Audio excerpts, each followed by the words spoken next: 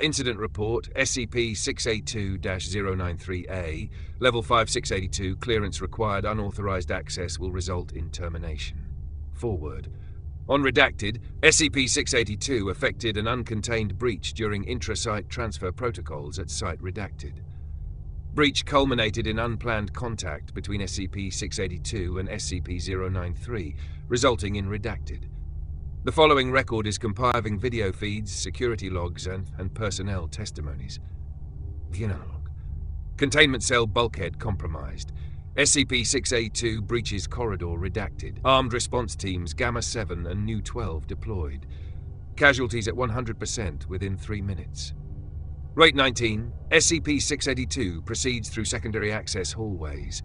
Subject displays heightened aggression consistent with prior containment failures. Subject breaches wall adjoining SCP-093 containment chamber. Mirror frame destabilized. SCP-093 activates upon contact with SCP-682's forelimb. Open quote. Note, activation occurred absent standard tethered protocols. Mirror surface displayed anomalous distortion inconsistent with prior SCP-93 test conditions. Close quote. SCP-682 partially enters reflective surface. Initial resistance recorded. Subject vocalizes redacted. Approximate translation, hate before full immersion. Mirror surface emits extreme photonic discharge. Audio captures include multiple overlapping distortions, interpreted by Redacted Linguistics Division as reflection does not match subject.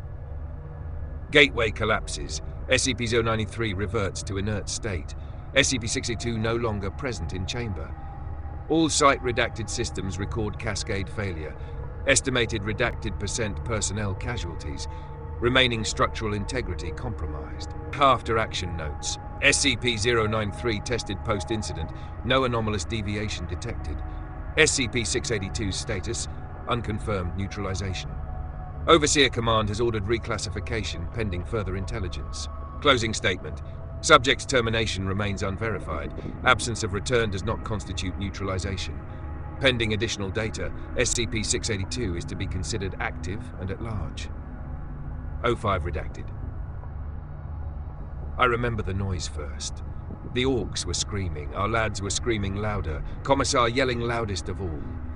Lasfire lit the smoke, bolters cracked from the heavy teams, and the sky was nothing but red tracers and burning promethium. Just another day in hell. Then the sky broke. That's the only way I can say it. Like a mirror shattering across the clouds, shards of light splitting reality open. Something came through, something massive. It hit the ground so hard I felt it rattle my teeth. Shockwave knocked me on my arse, dust swallowing the whole trench line. For a heartbeat, maybe two, even the orcs went quiet. No shouting, no chainswords, no wah! Just silence. And then I saw it, through the smoke. It moved, big, reptilian. Its body was nothing but scars stacked over older scars. Limbs too long, tail whipping behind it, mouth lined with teeth that didn't end. It was bleeding from places that shouldn't exist, wounds where there weren't wounds, and every cut sealed itself faster than I could blink. It healed like it hated the idea of bleeding. None of us fired. Not the lads, not the Commissar, not even the orcs, just staring. Then one of the greenskins broke the silence, laughed.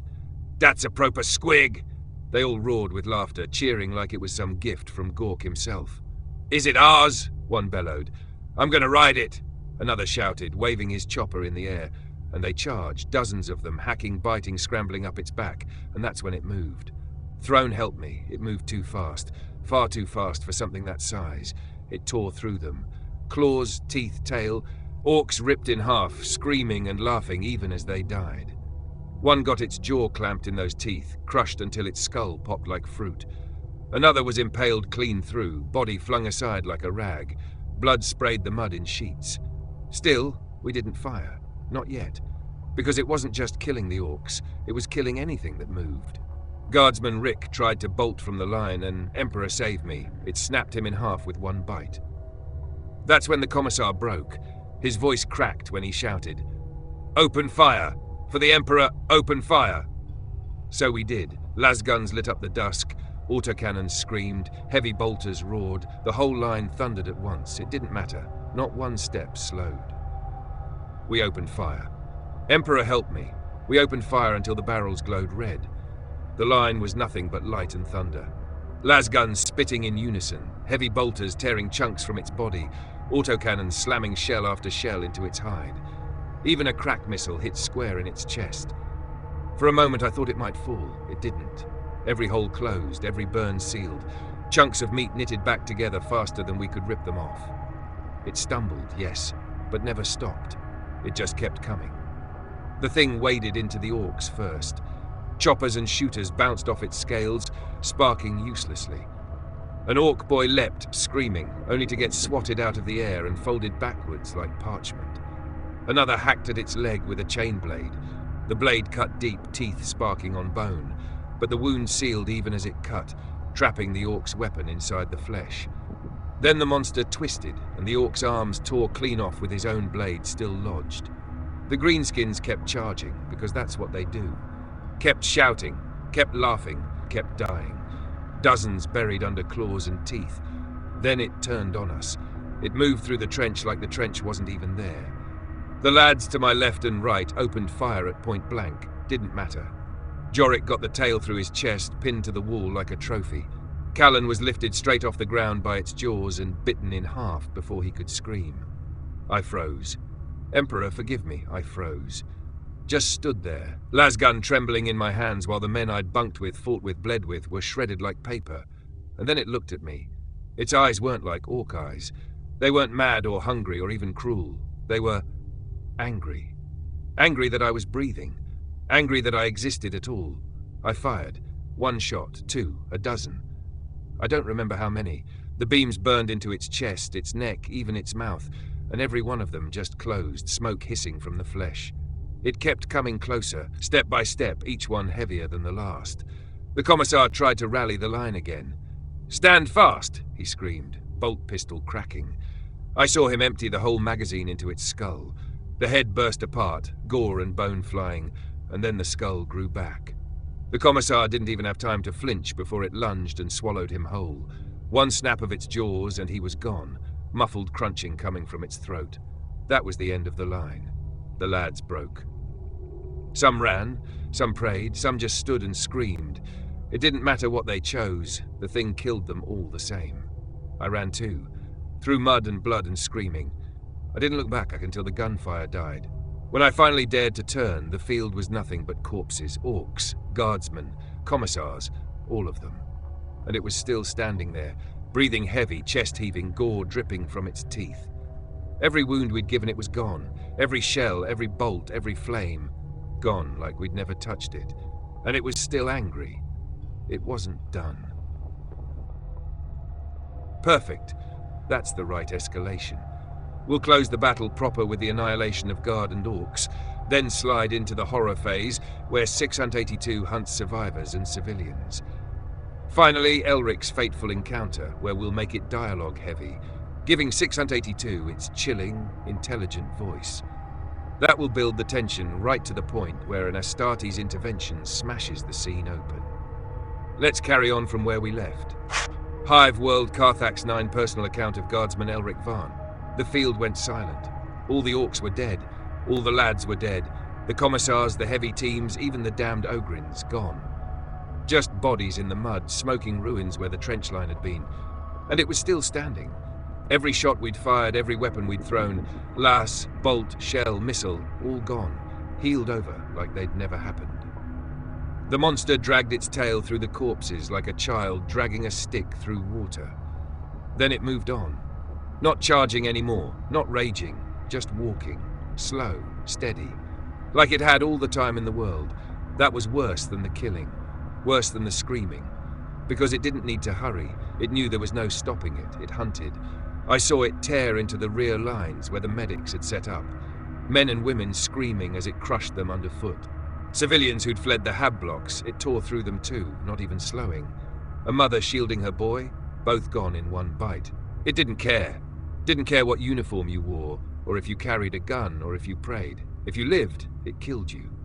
We tried more weapons. Plasma, melters, even one of the sentinels lumbered up and poured fire into it. Nothing. The thing adapted. Scars turned black and glossy, shrugging off heat.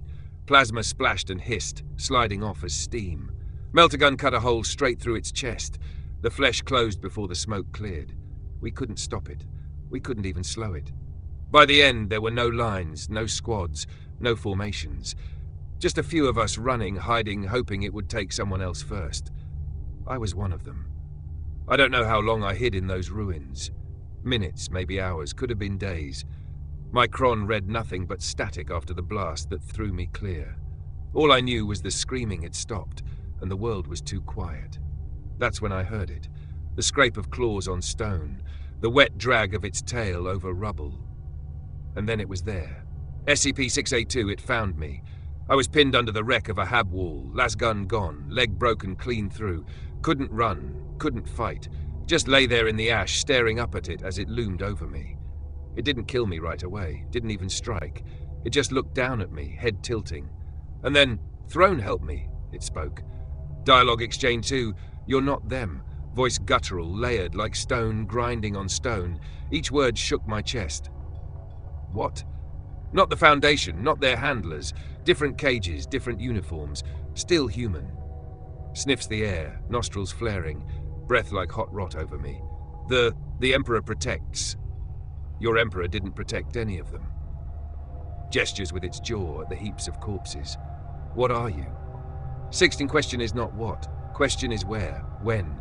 New soil, new sky, not the same. The humans here, weaker. The greenskins loud, simple, not Foundation, not containment, not home. Tell me, what are those things I killed? The green ones. Orcs. Xenos, enemies of man. Xenos, enemies of all. Not enough. Snaps its jaws shut, teeth grinding inches from my face. The sound alone made me wet myself. More questions. Where are the machines that hummed? The eyes that watched? Where are the ones who wanted me dead? Eric, I don't understand. You don't need to. You're prey. Leans close, opens jaws. I stared into a throat black with gore, lined with teeth that grew in layers like a tunnel. The stench burned my eyes. My body wouldn't move, wouldn't even scream. Just fear. Pure fear. I thought that was it. Thought those teeth were the last thing I'd ever see. And then thunder. Explosions of sound. Bolt of fire. Shells the size of my forearm smashing into its hide, bursting chunks of meat off its side. The monster recoiled, snarling, wounds already starting to close, but for the first time since it fell from the sky, it moved back. I turned my head, barely daring to breathe. Through the smoke they came, towering, armored, Astartes, space marines. The angels of death had come. The sound of those bolters. Emperor, save me. I never thought anything could sound so beautiful. Each one cracked like thunder, shaking the rubble over my head. For a heartbeat, I thought I was already dead and hearing the drums of heaven. Then I saw them. Through the smoke, through the ruin, they strode. Giants clad in ceramite, pauldrons broad as gates, visors glowing with holy fire. Space Marines, the angels of death. Relief hit me so hard I nearly sobbed. For the first time since that thing fell from the sky, I felt something other than terror. Hope. The kind you don't let yourself believe in until it's staring you in the face. But even then, the fear never left, because the monster was still there. It had pulled back under the hail of bolter shells, flesh bursting, ribs cracking open like wet timber. But the wounds were already closing. Chunks of ceramite shattered bone knitting back together, muscle crawling like worms under its hide. And it was watching me still. Even with the Astartes thundering towards it, even with their bolters ripping holes in its chest, its eyes never left me. Yellow, slit-pupiled, burning with hate older than anything I could understand. I was nothing to it, a crippled guardsman broken under stone, and yet it wanted me to know. Wanted me to feel every second of how close I had come to being erased. Relief, fear, hope, despair, it all churned in my gut until I thought I'd vomit. I wanted to cheer. I wanted to cry. I wanted to curl into a hole and pray they'd kill it before it finished me. But most of all, I wanted to believe. Believe that the angels could kill what we couldn't even wound. Believe that there was still a chance. And then the angels opened fire again. The angels hit like thunder. Their bolters cracked and roared, holy fire tearing the beast apart piece by piece. For the first time I'd seen since it fell from the sky, the monster staggered. Flesh and ichor flew in clouds, and then it screamed. Emperor, I'll never forget that sound. It hurled itself into the lead Astartes, and the two of them went crashing into the open square, stones shattering under their weight. I dragged myself higher on the rubble, broken legs screaming, because I had to see, had to know if anything could kill it. The Marine rose, blade blazing with power, and cut deep, black blood spraying like rain. The beast roared back, claws shrieking over his armor, sparks flying like steel on a grinder. The Marine fought like he was born for it, each strike measured, righteous. But the monster didn't falter, it just hated. Then 3 more of the giants came out of the smoke, bolters hammering, chainswords screaming. They surrounded it, striking as one, and I swear on the Emperor's throne I thought they had it. The thing staggered, fresh wounds opening faster than it could seal, ichor pouring in rivers. I heard their voices, booming through the vox, carried even to where I cowered. One of them shouted, "Keep pressure, do not relent." Another barked back, "It heals, faster than we can break it." The third cursed, voice ragged, "By Gilliman, it's adapting even now." The sergeant's voice was iron, even over the storm. "We need support. This is no simple Xenos. Mark it for Ordo Xenos clearance. Summon a chapter versed in alien horrors." Another Marine shouted back, "The Death Watch, perhaps." The sergeant growled, "Aye, box it in. Buy time. Buy time." Those words rattled in my skull. They weren't trying to win, they were trying to survive. They hammered it harder, blades carving, bolters tearing chunks free, until the square was black with its blood. For one breath I thought it might finally fall. But then its hide blackened, hard as iron. The bolters began to spark and ricochet. Chainswords bit and broke their teeth on its skin. One Marine slashed with his sword, and the flesh closed around it, yanked the blade out of his grip. Then the beast lashed back. I saw one Marine caught full in the chest with its tail, armor buckling with a crack like thunder, body hurled into a wall and left limp. Another it caught in its jaws, bit down through ceramite until the body inside went limp and was dragged into that endless throat.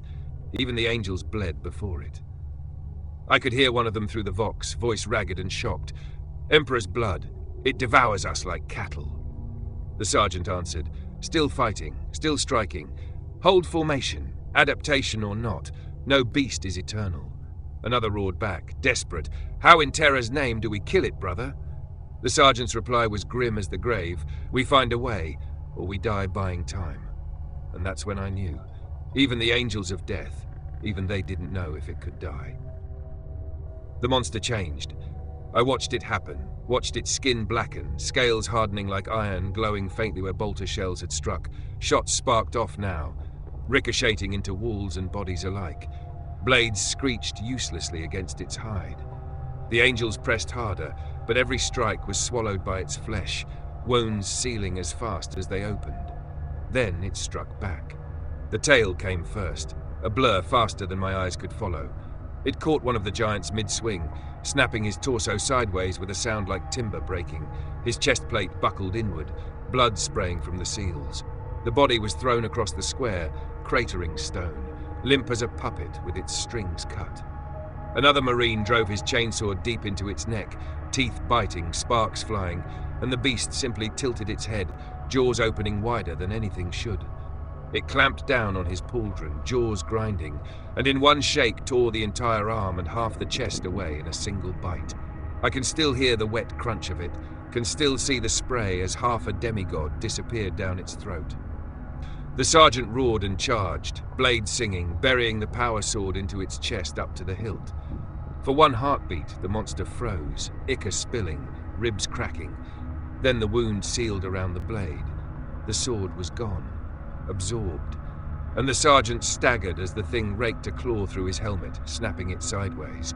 Blood sprayed from the joints of his armor as he fell to one knee. They tried to drag him back. One Marine grabbed him under the arm, hauling him away, but the beast's claws came down like guillotines. Both of them split open, armor peeling like fruit skin. Guts and metal spilled together into the mud. The last one left standing opened up with his bolter at point blank, shell after shell hammering into the thing's skull. The head blew apart, jaw hanging loose, eye sockets burst, and for 1 second thrown, "Help me," I thought he'd done it. But the monster didn't fall. It lunged headless, new bone and teeth sprouting even as it moved, and it swallowed him whole. Legs kicking, bolters still firing as they slid into its throat, vanishing into the dark. The muffled shots went on for a few seconds before the sound choked out. That was when I broke. I screamed. Not a prayer, not words, just terror. Because I had seen orcs die, I had seen men die. I had even seen Astartes die before, but never like that. Never eaten alive, piece by piece, by something that seemed to grow stronger with every kill. It stood among the broken giants, gore dripping from its maw, tail lashing. Not a beast, not an enemy, something worse. Something that hated so purely that even gods of war were nothing but meat to it. And it wasn't even tired. Not one breath labored. Not one step faltered. It looked at me again, across the carnage, across the ruin, its eyes locked to mine. And in that moment I knew, if Deathwatch didn't come soon, there would be no one left to save. Not me. Not the world. Not anything. It didn't stop. The angels fell one by one, and the monster stood among their broken armor like a wolf in a field of butchered cattle. But there had been more of them. A second squad, heavy with flame and melter, pouring from the smoke to reinforce their brothers. For a heartbeat, I felt that same flood of hope again. Astartes in numbers, this had to be enough. It had to. The square lit with fire. Promethium washed over the beast, bathing it in a sea of burning light. Melter fire cracked stone, liquefied steel, and carved holes straight through its torso. The monster shrieked, hide bubbling, ichor boiling into clouds. I thought that was it. I hoped that was it. Then I saw it move. The flames slid off its body like oil. The holes sealed with muscle turned glassy black, glowing faintly in the dark. Its claws elongated, steaming, dripping molten blood. It had taken the fire into itself. And then it pounced. The first Marine it struck went down screaming as its jaws clamped over his helm, ripping the head and spine free in one pull. Another it caught with both claws, splitting him open from chest to groin, entrails spilling steaming into the ash. The flamer roared point blank, drowning it in burning promethium. But the beast simply pushed forward through the fire, grabbed the Marine by the weapon, and hurled him headfirst into a wall. The crack of his skull inside the helmet was louder than the fire. The others pressed it, hacking with chainswords, stabbing with combat knives, pouring bolt shells into every joint and seam. They fought with the fury of gods, and they still bled. One Marine was seized and crushed until his armor buckled like tin. Another was dragged screaming into its throat, legs kicking, boots gouging ruts in the stone before they vanished inside. I couldn't watch, but I couldn't look away either. The sound of it, the crunch of armor splitting, the gurgle of blood, the muffled screams choking off inside that endless throat. It wasn't a battle anymore, it was a slaughter. The monster fed, it chewed, it swallowed, and with every bite, it grew, stronger, faster. The ground cracked under its weight, the air stank of acid and blood, and the angels of death, our angels, were nothing but food. I wanted to pray, but no words came, only silence, broken by the wet sounds of gods being eaten alive, and still it didn't touch me. I was there, pinned under rubble, broken and useless, screaming inside my own head, and it didn't so much as glance. It stepped over me, tail brushing stone inches from my face as if I wasn't worth killing, and that was worse. Because I realized then, it wasn't sparing me. It wasn't merciful. It just didn't care. Not yet. I wasn't a target. Not until it was finished with the strong. And when it was done with them, it would come for the weak. It would come for me. I thought the flames might have been enough. Emperor knows I prayed they were. But I should have known better. The beast didn't just endure the fire. It learned it. The second wave of angels came hard, roaring litanies, flame and melter washing over the square. For a moment the monster howled, smoke and fire boiling from its wounds. Then it lunged again, faster than before. It caught one of the giants full in the chest, claws tearing open his armor like parchment. The Marine fought back, driving his knife up under its jaw, but the beast seized him by the head.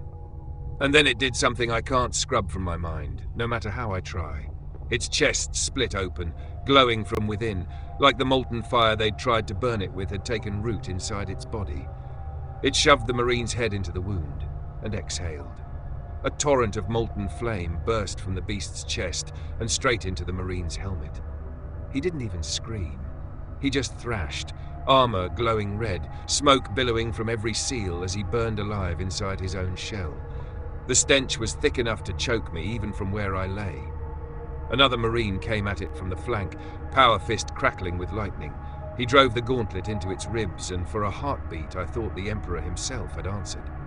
Bone cracked, flesh sizzled, and then the monster caught his arm in both claws. The gauntlet sank deep into its body, sizzling and sparking. The Marine tried to wrench it free, but the beast pulled him closer. Its chest wound split wider, flames gouting out, bathing him from head to toe. His armor glowed, buckled, then burst as molten fire filled the seams. His screams were muffled by his own helm until the sound cut short, replaced by the roar of burning flesh and ceramite cooking like fat. The others pressed it, but it was no use. Their bolters cracked, chainswords bit, and still it tore through them like dolls. One went down with his legs sheared clean, dragged screaming into the dark of its maw. Another was hurled into a wall so hard his armor exploded into shards, his blood painting the stone. The square was an oven now, fire dripping from the beast's wounds, every breath it took a belch of heat and ash. The Marines tried to circle it, tried to hold formation, but it was too fast, too hateful.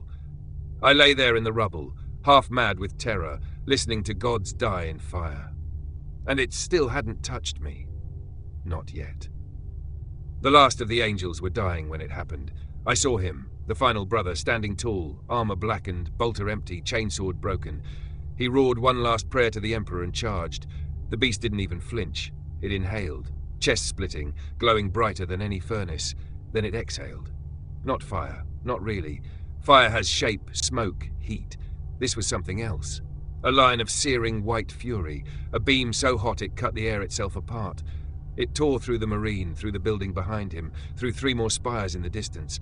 Stone and steel melted, sagging like wax. The Marine was gone, incinerated to ash in a heartbeat. The beam swung like a scythe, carving the city open, entire blocks collapsing into molten ruin. And that was when I heard them. Vox shouts on frequencies not meant for mortal ears. The sound of drop pods screaming through atmosphere. Then they came. Black armor marked with the sigils of 100 chapters, the Death Watch. Giants among giants, their war gear gleaming with alien slayers' marks, and with them silvered titans warded with runes, their very presence thick in the air. Grey Knights. The square shook with their arrival. For the first time the beast paused. It turned, eyes narrowing, firelight reflecting in its endless scars. And then, Throne help me, it spoke again. Its voice was laughter and fury all at once, words rumbling like boulders grinding. 682, more cages, more hunters, different armor, same meat. Heh, you burn, you break, you bleed, and still you come. One of the Death Watch answered, voice booming through his vox. Abomination, by decree of the Ordo Xenos, you are marked for extermination. The beast tilted its head, grinning with too many teeth. 682, extermination. The word tastes sweet, I've heard it before. From others who thought themselves gods, they fed me their weapons, fed me their hate, and I am still here. The Grey Knight stepped forward, his halberd glowing with psychic light. His voice was cold, layered with the weight of wards and faith. You will not endure this, creature. You face the Emperor's chosen. The beast's laugh shook the rubble around me. Chosen? Heh, you bleed the same. I will savor your screams. And then it roared, fire building in its chest once more, brighter, hotter, like a sun birthing inside its ribs. The Death Watch opened fire. Heavy bolters, plasma, grav weapons, an orchestra of destruction.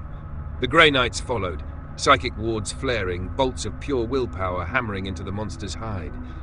For the first time, it staggered under the weight of holy fire and alien hunter's wrath. Its chest beams split the sky again, tearing half a hab spire down in molten ruin. But the warriors pressed on, unflinching. I lay in the rubble, staring up at gods of war clashing with something that hated even gods.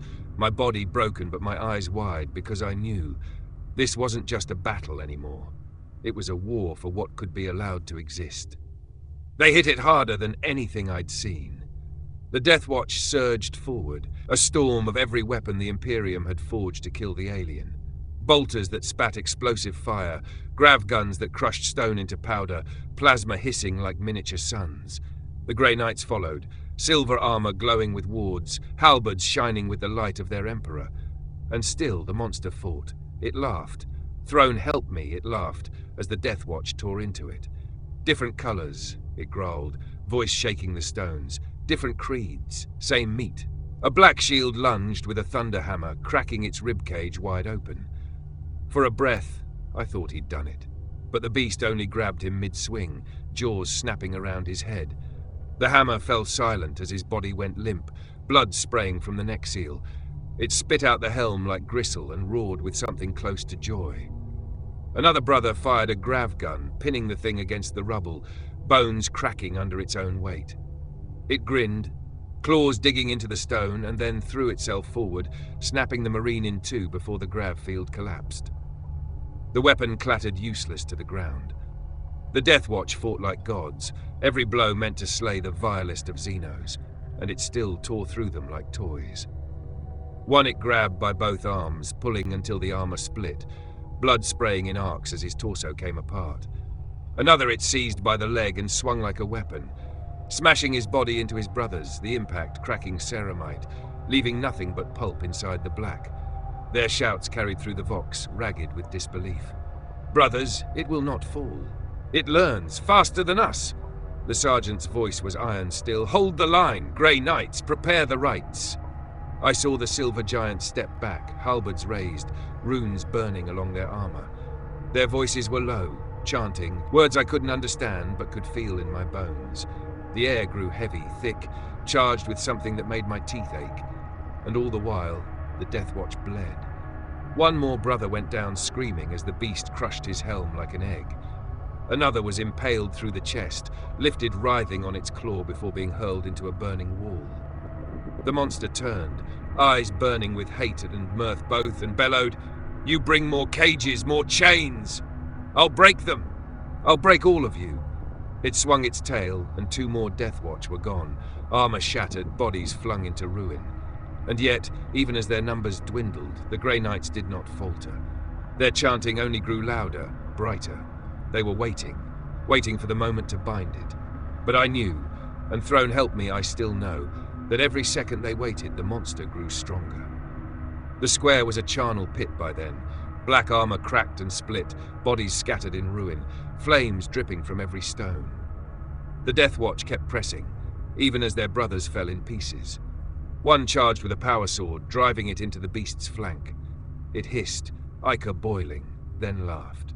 The wound sealed around the blade, and the Marine was dragged screaming into its chest, as if the flesh itself had swallowed him whole.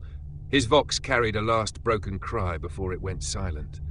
Another unleashed his flamer at point blank, drowning it in fire. The monster only leaned into it, jaws opening. It breathed the fire back, a torrent of molten flame that caught the brother full in the face. I watched his helm glow red, the lenses burst, and smoke pour out as his skull cooked inside the armor. He fell twitching, black smoke seeping from the seams. The beast laughed again, voice shaking the stones. 682, burn me, break me, bleed me. I'll return it all to you. You call yourselves hunters? Your prey in gilded shells. One Marine with a storm shield tried to hold it back, raising the slab of ceramite between himself and the jaws. For a heartbeat he stood. Then the jaws snapped shut, teeth punching through the shield, through the man, through the ground beneath. When the beast lifted its head, the shield hung from its teeth, blood dripping down the edges. I could hear their Vox through the static. Emperor's mercy, it devours us like cattle. Brother Sergeant, we're falling. And then the sergeant, voice cold, unflinching. Stand. We buy the knights their chance. We buy it with our lives if we must. And that was when I realized they knew. Knew they weren't meant to win. Knew they were dying just to hold it long enough. The Grey Knights, chanting, had risen to a roar now, the air around them burning white with psychic fire. Wards blazed on their armor, their halberds humming with a light that made the shadows recoil. One of them raised his voice above the rest, and it carried like thunder across the square. By the will of the Emperor, we bind thee, abomination, by flame, by faith, by his eternal word. The monster's grin faltered, just for a heartbeat. It bellowed back, voice dripping with rage and amusement both. 682. Bind me?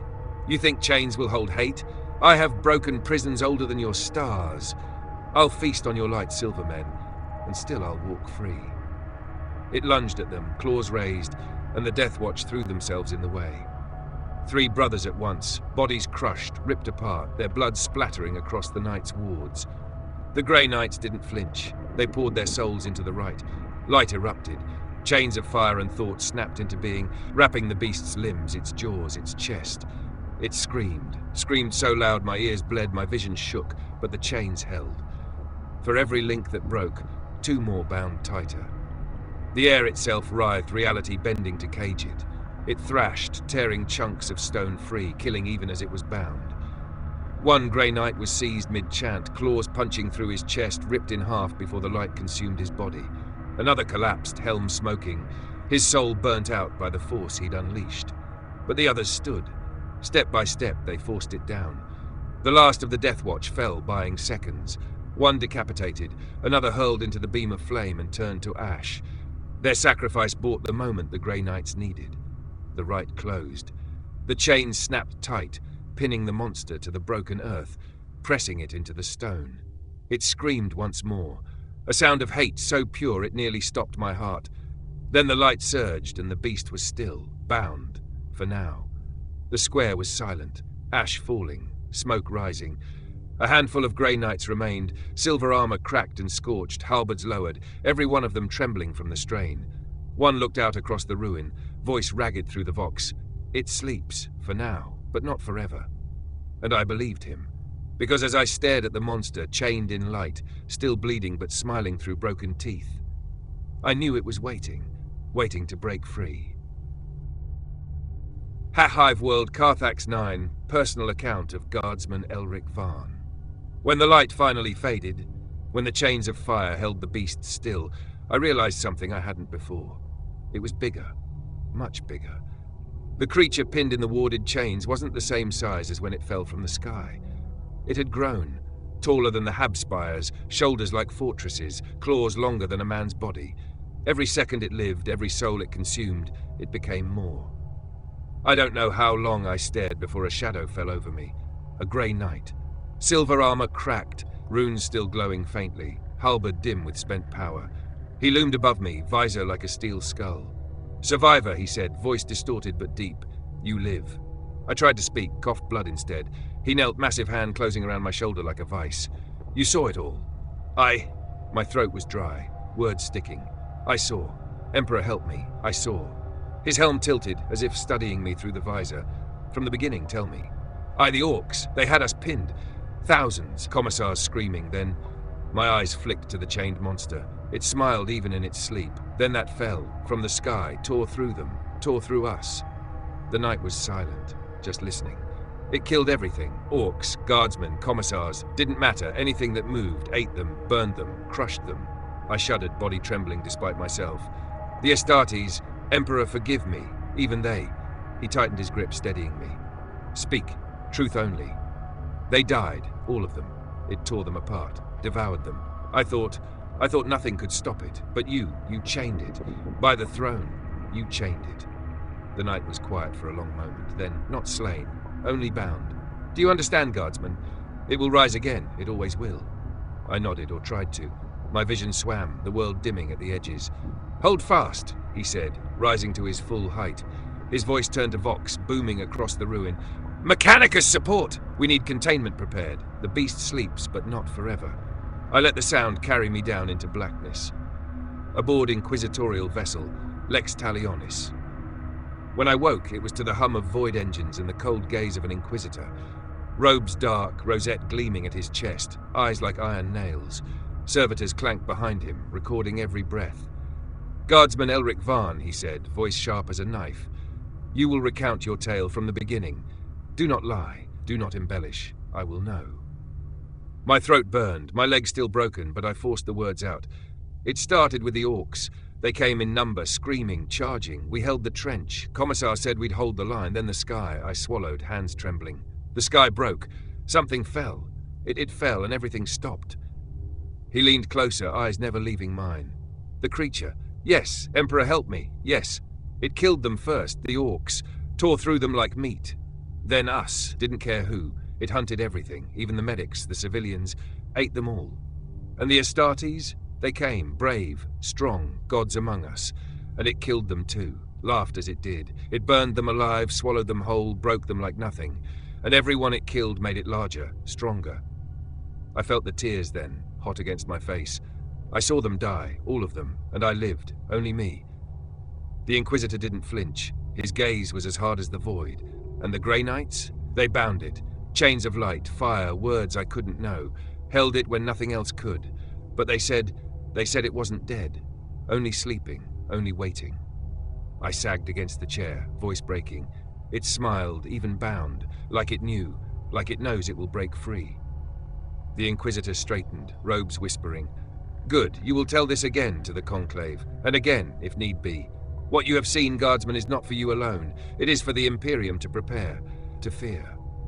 My eyes closed, heavy with exhaustion. It'll come back, I whispered. You can't stop it, no one can. And darkness claimed me once more. Magos biologist Teth-97, Explorator Cohort Carthax 9. Open quote, subject designation provisional, Xenos Horrificus Prime origin unknown. Witness accounts describe manifestation from a shattering of the upper atmosphere.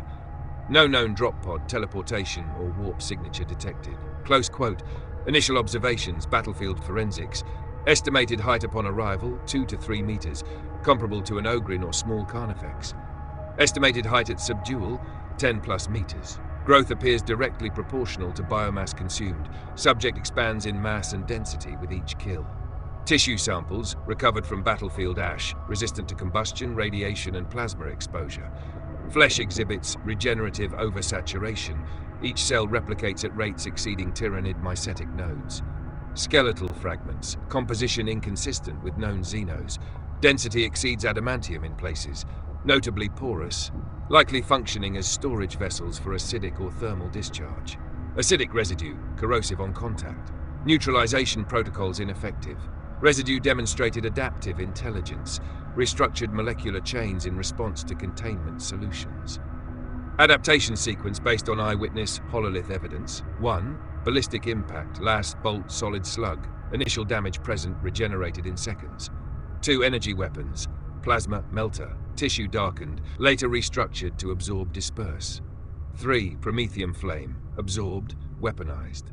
Subject demonstrated ability to exhale hyper-concentrated thermal discharge, equivalent to mining laser output, duration 9 seconds. 4. Gravitic weaponry, resisted after initial exposure, muscle fiber condensed, allowing it to break graviton locks. 5. Psychic warding, effective. Grey Knight rights slowed regenerative processes. Subject demonstrated significant agitation under psychic assault. Conclusion. Open quote, subject is not killable by conventional means. Adaptation speed exceeds tyrannid rapid evolution. Unlike the hive mind, adaptations are permanent and cumulative. Recommendation, containment, not extermination. Close quote, suggested containment, provisional, stasis field sustained by continuous Grey Knight psychic warding. Null cells constructed around stasis chamber to prevent warp resonance. Deployment of Kilexis assassins as fail-safe guardians. Should containment fail, immediate exterminatus of planet to prevent spread. Inquisitorial report, Ordo Xenos, Ordo Malleus Joint Conclave. Filed by Inquisitor Hestaran, Ordo Xenos. Verified by Lord Inquisitor Vale, Ordo Malleus. Subject post-action recount, Carthax 9 engagement. Summary. Initial Xenos contact during Orc invasion of Carthax 9. Guardsman testimony confirms appearance from a shattering of the sky. No warp signature identified. Subject engaged Orc forces, then Imperial Guard without distinction. Casualty rate, 97%. Guard forces, near total civilian extermination in Hive Spire. First Astartes Strike Force Ultramarines detachment annihilated within 14 minutes. Subject displayed adaptation to ballistic, flame, and melter weaponry. Secondary Astartes response, Death Watch. Casualties was 85%. Subject continued to adapt, developing hyper-concentrated thermal beam weapon. Grey Knights deployed as last resort. Engagement successful at high cost. Ritual subdual achieved. Casualties, 62% Death Watch, 48% Grey Knights, including one brother captain. Engagement notes. Subject began at approximately 2 to 3 meters in height. At point of stasis binding, eyewitnesses describe it exceeding 10 meters in stature. Mass increase correlated with biomass consumed. Subject demonstrated intelligence, spoke to Guardsman survivors and to Astartes mid-combat. Voice carried contempt and amusement. Notable phrases, different creeds, same meat. Bind me? You think chains will hold hate? Subject targeted strongest combatants preferentially, ignored or spared wounded. Indicates predatory hierarchy, not indiscriminate slaughter. Classification: Ordo Xenos, Xenos Horrificus Prime. Ordo Malleus, Daemon Engine Proxima, pending review. No warp resonance detected, though subject adapts to psychic attack. Ordo Hereticus, excommunicate Traitoris, as potential cult focus should knowledge spread. Conclusion: subject cannot be destroyed by material force. Containment is possible but tenuous, requiring constant Grey Knight vigilance. Ordos Malleus and Xenos agree. If containment breaks, banishment to the Imperium will be attempted as last resort. Inquisitorial closing statement. Open quote. We have caged it for now, but it will break free. It always does. And when it does, we will be forced to cast it into the warp and pray the ruinous powers succeed where we cannot. Emperor have mercy on us if they do not. Close quote. Lord Inquisitor Vale, Ordo Malleus. Next step, we can shift into the Mechanicus containment chamber scene, describing the beast bound in stasis, still smiling as though amused. Not around me, not on me, but outside. The hull trembled, the viewport lit with streaks of red and gold as we cut through the upper atmosphere. For a moment, half awake, I thought I'd fallen back into the nightmare, the fire breath, the screams, the angels burning alive. But the hum of void engines steadied me. The straps across my chest held me to a medcot. My leg was bound in steel, my ribs wrapped, my throat raw. Then a voice, cold, measured. You wake. I turned, as much as the restraints let me. The Inquisitor was there, robes dark, rosette gleaming like a wound of gold. His eyes didn't soften, they studied, weighed, cut through. Guardsman Elric Varn, he said. You are alive, that makes you rare. My voice cracked when I tried to answer. Why me? He didn't blink. Because you saw, others died screaming. You lived long enough to remember. He folded his hands, gauntleted fingers rasping. We are en route to Trivane Prime. The conclave gathers. Your account will be entered into Imperial record. I swallowed, throat like sandpaper. You mean I have to tell them? Yes. His tone was flat. From the Orc assault to the beast's fall, to the annihilation of the Guard, the Astartes, and the final subdual by the Grey Knights, every detail. He leaned closer. Truth only. They will know if you lie. I wanted to tell him I couldn't, that I didn't want to see it again, didn't want to hear the screams or smell the burning ceramite in my head. But the words died before they reached my tongue. He straightened. The Emperor's work demands sacrifice. Yours is not your body, Guardsman. That was already spent. Yours is memory. The ship shuddered, fire giving way to blue. Re-entry burned away to clouds. Somewhere below, the conclave waited. I closed my eyes. The memories came unbidden, sharp as blades. The orcs, the sky breaking, the monster's first step, Rick's scream cut short, the commissar's last stand, the angels burning alive, and the beast still smiling, even as chains of fire bound it down. The Inquisitor's voice cut through the storm in my head. Steel yourself, Guardsman. You are not speaking for yourself. You speak for the Imperium, for every life consumed by that thing. I nodded weakly, though my hands shook against the restraints. He turned away, already done with me. Good, we arrive within the hour. Rest while you can. The conclave will not be gentle. I didn't rest. I couldn't. Because in the dark behind my eyes, the beast was still there, growing, watching, waiting, and smiling. Mechanicus containment chamber.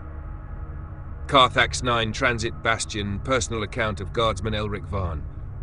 They brought me in on a stretcher. My ribs ached with every jolt, my leg dead weight in its brace, but the pain was nothing compared to the stench. The chamber reeked of burning oil, sanctified incense, and something else. Something sour and wet, like rot that hadn't had the courtesy to finish. The air was thick with it, and with the thrum of machines so vast, I felt the vibrations in my bones. I knew before I even saw it what I was being brought to. Then the servitors moved aside, and I did see. The beast. It hung in the center of the chamber, suspended in coils of light and chain. Not normal chains, these burned without flame, links forged from words and will. Grey sigils crawled along its length, glowing brighter when the monster twitched. It was bigger than I remembered. 10 meters at least, its bulk coiled and bent against the bindings. Its hide shimmered black and red where wounds had closed. One claw twitched, talons longer than I was tall, and its face. Emperor preserve me, its face. Even bound, even gagged in light, it smiled, a rictus of teeth and hate. Tech priests swarmed the edges of the chamber, mechadendrites hissing, auspexes chattering as they recorded. Their voices droned in binaric half-prayer, half-analysis. One, a magos draped in crimson steel, turned his hooded head toward the Inquisitor beside me. Subject exhibits bioregenerative overproduction beyond any xenoform encountered. Flesh adapts to trauma before damage is complete. Mass increase continues post-subdual. His vox clicks paused. If consumption persists at projected rate, subject will achieve Titan-class dimensions within 9 solar months. The Inquisitor's reply was low, curt. It will not persist. You will hold it. The Magos inclined his head, servo-skull buzzing around him. Containment protocols engaged, layered stasis field, psychic lattice maintained by Grey Knight resonance, null field generators at cardinal points. Survival probability of system 63.2% over standard decade cycle. Not enough, the Inquisitor snapped. The Magos gave a burst of static that might have been laughter. It is never enough. I couldn't look away. Even chained, the beast's eyes flicked to me. Yellow, slit pupils locking with mine. I felt the weight of it, pressing down on my chest. And then, thrown, I swear it happened. I heard it. Not aloud, not like before, but in my skull. A whisper, oily and amused. 682. Still alive, little meat. I left you so you could see. I gasped, heart hammering, but none of the knights or priests reacted. Only me. Only I had heard. The Inquisitor caught my expression. His eyes narrowed. What did it say? I shook my head, breath shuddering. It's not dead. It's never dead. It's waiting. He said nothing. Just turned back to the Magos, voice cold as the void. Prepare transport. The Conclave will hear this testimony in full, and if your machines fail... His gaze lingered on the chained beast. Then we consign this world to fire. The Magos gave a clicking nod, as if that were inevitable anyway, and all the while, the monster smiled. Adeptus Mechanicus Biologis Archive for presentation to the Conclave access level, Magos Biologis, Ordo Malleus, Ordo Xenos only subject designation, Xenos Horrificus Prime. Mass and growth report. Initial manifestation, per Guardsman testimony. 2.1 meters height, 600 kilograms estimated mass. At time of subdual, 10.4 meters height, mass exceeding 17,000 kilograms. Observed phenomenon, direct correlation between biomass consumed and exponential growth. Rate of expansion outpaces all Tyranid strain comparisons. Unlike Tyranid evolutionary leaps, this subject does not require generations. Adaptations are immediate and permanent. Magos note, the subject is not simply growing larger, it is refining. More density, more resilience. Each kill translates to a permanent improvement of its overall structure. The Omnissiah weeps. Log 02, biological composition, tissue samples, hyper-regenerative. Each cell divides at catastrophic rate, replacing damage before termination of trauma. Wounds cauterized by plasma reopen seconds later to reveal intact flesh. Skeletal fragments. Density exceeds that of adamantium, yet composition remains carbon-based. Structure is hollowed in places, seemingly to act as storage chambers for corrosive and thermal weaponry. Blood, ichor, initially acidic, burns through plasteel. After exposure to promethium flame, ichor restructured into a viscous fuel-like gel, igniting on contact with oxygen. Analysis shows subject incorporated promethium itself into its metabolism. Neural response. Decapitation does not terminate function. Subject regrows cranial mass within 6 to 12 seconds. Neural redundancy appears spread throughout body. Magos note, every part of it learns. Bone, blood, muscle, even organs adapt. Destruction of one aspect simply causes reformation in another. Biological immortality married to predation. Logs are 3. Combat adaptation timeline. Carthax 9. Phase 1, lasgun and bolter rounds penetrated. Regeneration observed in full 4 seconds. Phase 2, heavy bolter, plasma, melter inflicted grievous damage. Adaptation within 1 minute. Phase 3, promethium flame absorbed. Subject weaponized as thermal discharge beam. Estimated equivalent, mining laser output, 9 to 12 seconds sustained. Phase 4, grav weapon immobilized briefly. Muscle density restructured, breaking lock. Phase VAR, psychic warding effective. Grey Knight incantations slowed regenerative cycle from seconds to minutes. Subject displayed visible agitation. Magos note, Warding is the only proven method of control. Even this is temporary. The longer the knights chant, the greater the strain, and they are mortal. The subject is not. Log 4 cognitive analysis. Subject displayed sapience. Engaged in dialogue during battle. Phrases recorded by auditory augurs. Different creeds. Same meat. Bind me? You think chains will hold hate? Burn me, break me, bleed me. I'll return it all to you. Indicates awareness of Imperial structure, comprehension of binding, prey, and hunters. Demonstrates psychological predation. Ignored wounded guardsman Elric Varn until primary combatants subdued. Magos note, it knows, it chooses. Its hatred is not blind, but deliberate. Log 5 containment recommendations. Current state, suspended in stasis lattice reinforced by Grey Knight psychic resonance. Null field generators layered at cardinal points. Recommended additions, continuous psychic presence, minimum squad strength at all times. Culexus assassins positioned as failsafe. Mechanicus rite of purgation every cycle to maintain machine spirit stability in null projectors. Probability of containment failure, 63.2% within 1 decade cycle. Magos note, it is not a question of if, it is a question of when. When the stasis fails, when the chains break, and when it does, we must have a plan. Exterminators will not suffice. The warp itself may be our only prison. Mechanicus closing transmission open quote. This is no beast, this is no xenoform. This is hate, given shape. We have chained it in light, but it smiles still. Know this, Conclave. If it ever walks free, no forge, no fortress, no world will hold. Close quote. Magos Biologist Teth 97, Explorator Cohort, Carthax 9. They brought me into the chamber like an offering. The air was cold, reeking of incense and ozone. Columns of black stone rose higher than I could see, etched with wards that shimmered faintly as I passed. At the far end, on a dais, sat the Conclave. Inquisitors robed in shadow, Grey Knights in silvered armor, and Mechanicus Magi humming with machine song. Their eyes, human, augmetic, and hidden alike, all turned on me. I had faced orcs, commissars, and death itself, but nothing made me shake like that room. Name. The voice came from the center, harsh, cutting. Guardsman Elric Varn, I croaked. My throat was still raw. Another voice, smoother, belonging to a man with eyes that seemed to burn from within. You are the sole living witness of the engagement on Carthax 9. You will recount in full every detail. Begin. I swallowed. The sound echoed too loud. It was the orcs. They hit us at dawn. Thousands. Commissars said we'd hold. We didn't. One of the Mechanicus stirred, vox clicking. Irrelevant until manifestation. Proceed. I nodded quickly, words spilling faster than I meant. Then the sky broke. It wasn't a pod. No ship, no fire, just a shattering. And it fell, the thing. A Grey Knight leaned forward, helm glowing faintly with sigils. His voice was deep, layered with something that pressed against my skull. Describe it. Tall, at first maybe 2 meters. Oghren-sized, but fast. Too fast. It tore through the orcs first, ripped them apart, then us. Didn't care who. Commissar, medic, civilian, guardsman, it killed all the same. An Inquisitor's quill scraped. Motive. I shook my head. Not motive, just hate. Pure hate. The Grey Knight's gaze never wavered. And it spoke, yes. My voice faltered. It laughed. It mocked us, said we were all meat, said chains wouldn't hold. When it looked at me, I hesitated. One of the robed Inquisitors snapped. Speak! I shuddered. It said I was alive because it wanted me to be, that it left me so I would see. The chamber was silent for a long moment.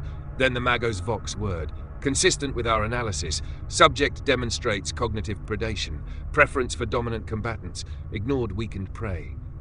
Another Inquisitor leaned forward, his voice was a blade. And the Astartes? My chest tightened. I could still see it. They came, brave, strong, gods among us, and it killed them like nothing, bit them in half, burned them alive, swallowed them whole. My breath caught, and it grew. Every kill made it stronger, bigger. By the end, it was over 10 meters tall. The Grey Knight's gauntlet clenched, metal shrieking faintly. And yet we bound it. Yes, I whispered, you bound it. Chains of fire, of light, held it when nothing else could. But even then it smiled. Smiled? One of the Inquisitors pressed. I nodded weakly. Smiled. Like it knew, like it's waiting. The chamber filled with whispers, vox bursts, binaric cant, murmured prayers. I felt like a corpse they were dissecting while I still breathed. Finally, the lead Inquisitor raised a hand. Silence fell. His eyes pinned me like a knife to a board. You have spoken truth, he said. It is recorded. Know this, Guardsman Varn. Your survival is no accident. The Emperor has preserved you as a witness. But should you falter, should you twist your tale, you will not live to speak it again. I nodded, throat tight, visions swimming. They dismissed me like a spent shell, carried me back into the shadows. But as the doors closed, I swear I heard it again, faint like laughter crawling in the back of my mind. 682, chains break, I will walk, and you will see. Segmentum Obscurus, Ordo Conclave Minutes. Location, Trivane Prime. Obscurus subsector classification, Ordo Xenos, Ordo Malleus, Joint Conclave Access Level, Omega Black. Lord Inquisitor Vale, Ordo Malleus.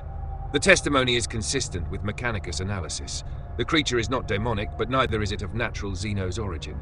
It resists destruction, adapts to weaponry, consumes biomass to fuel its growth, and retains its intellect. It is, in essence, hate made manifest. Inquisitor Hesteron, Ordo Xenos. Hate we can burn, hate we can chain. This is worse, it grows, it learns. Its biology consumes everything it touches and weaponizes it. It will never stop. Magos biologist Teth 97, Adeptus Mechanicus. Correct. Subject's adaptive speed exceeds that of tyrannid hive strains. Evolution occurs at cellular level within seconds, permanent, irreversible. Suggestion, continuous Grey Knight psychic warding in stasis. Add null field generators reinforced by Mechanicus rights. Inquisitor Madras. Containment is not enough. You propose we dedicate a Grey Knight strike force indefinitely to guard a single xenoform? We weaken our bulwark against the archenemy for this aberration. Brother Knights, we do what must be done. It took half a brotherhood to subdue it. You will not find a cage it cannot break. Warding is the only leash. Even that will fail in time. Then we must plan for failure. Magos, how long before containment is compromised? Magos biologist Teth 97. Statistical projection, 63.2% chance of failure within 1 decade cycle. Each additional cycle decreases survival probability by 7%. Conclusion, inevitability. Then we banish it. Not destroy. We cannot. But banish into the Imperium. Let the ruinous powers tear it apart. Brother Cassiel, foolishness. You know not what you propose. Cast it into the warp, and it may not be destroyed. It may thrive. If it consumes daemons, if it grows on the essence of the Four. Inquisitor Madra, would you prefer we allow it to grow here? To reach Titan scale? To stride across hives and forge worlds unbound? Enough. We stand at a paradox. To bind it is to delay. To banish it is to gamble. Neither option is victory. Magos biologist Teth 7. Correction. There is no victory. Only mitigation. Only survival. Pause. Silence recorded, punctuated by low binaric chanting. Then it is decided. For now, containment. Grey Knights will hold vigil. Mechanicus will construct null wards and sustain the lattice. The Conclave will prepare a contingency for banishment should containment falter. So be it. But mark my words. When the chains break, the galaxy will tremble. And when that day comes, we may pray the Chaos Gods succeed where the Emperor's chosen could not. Personal cogitation log of Magos biologist Teth 97. Access Mechanicus archive restricted subject Xenos Horrificus Prime containment observation. Open quote beginning log entry 347. Containment status stable. Stasis lattice integrity reading at 96.2%. Psychic resonance field sustained by Grey Knight detachment. Null field generators functioning at projected efficiency. Close quote. The chamber is as it ever is. Machine oil, incense, and the hum of stasis.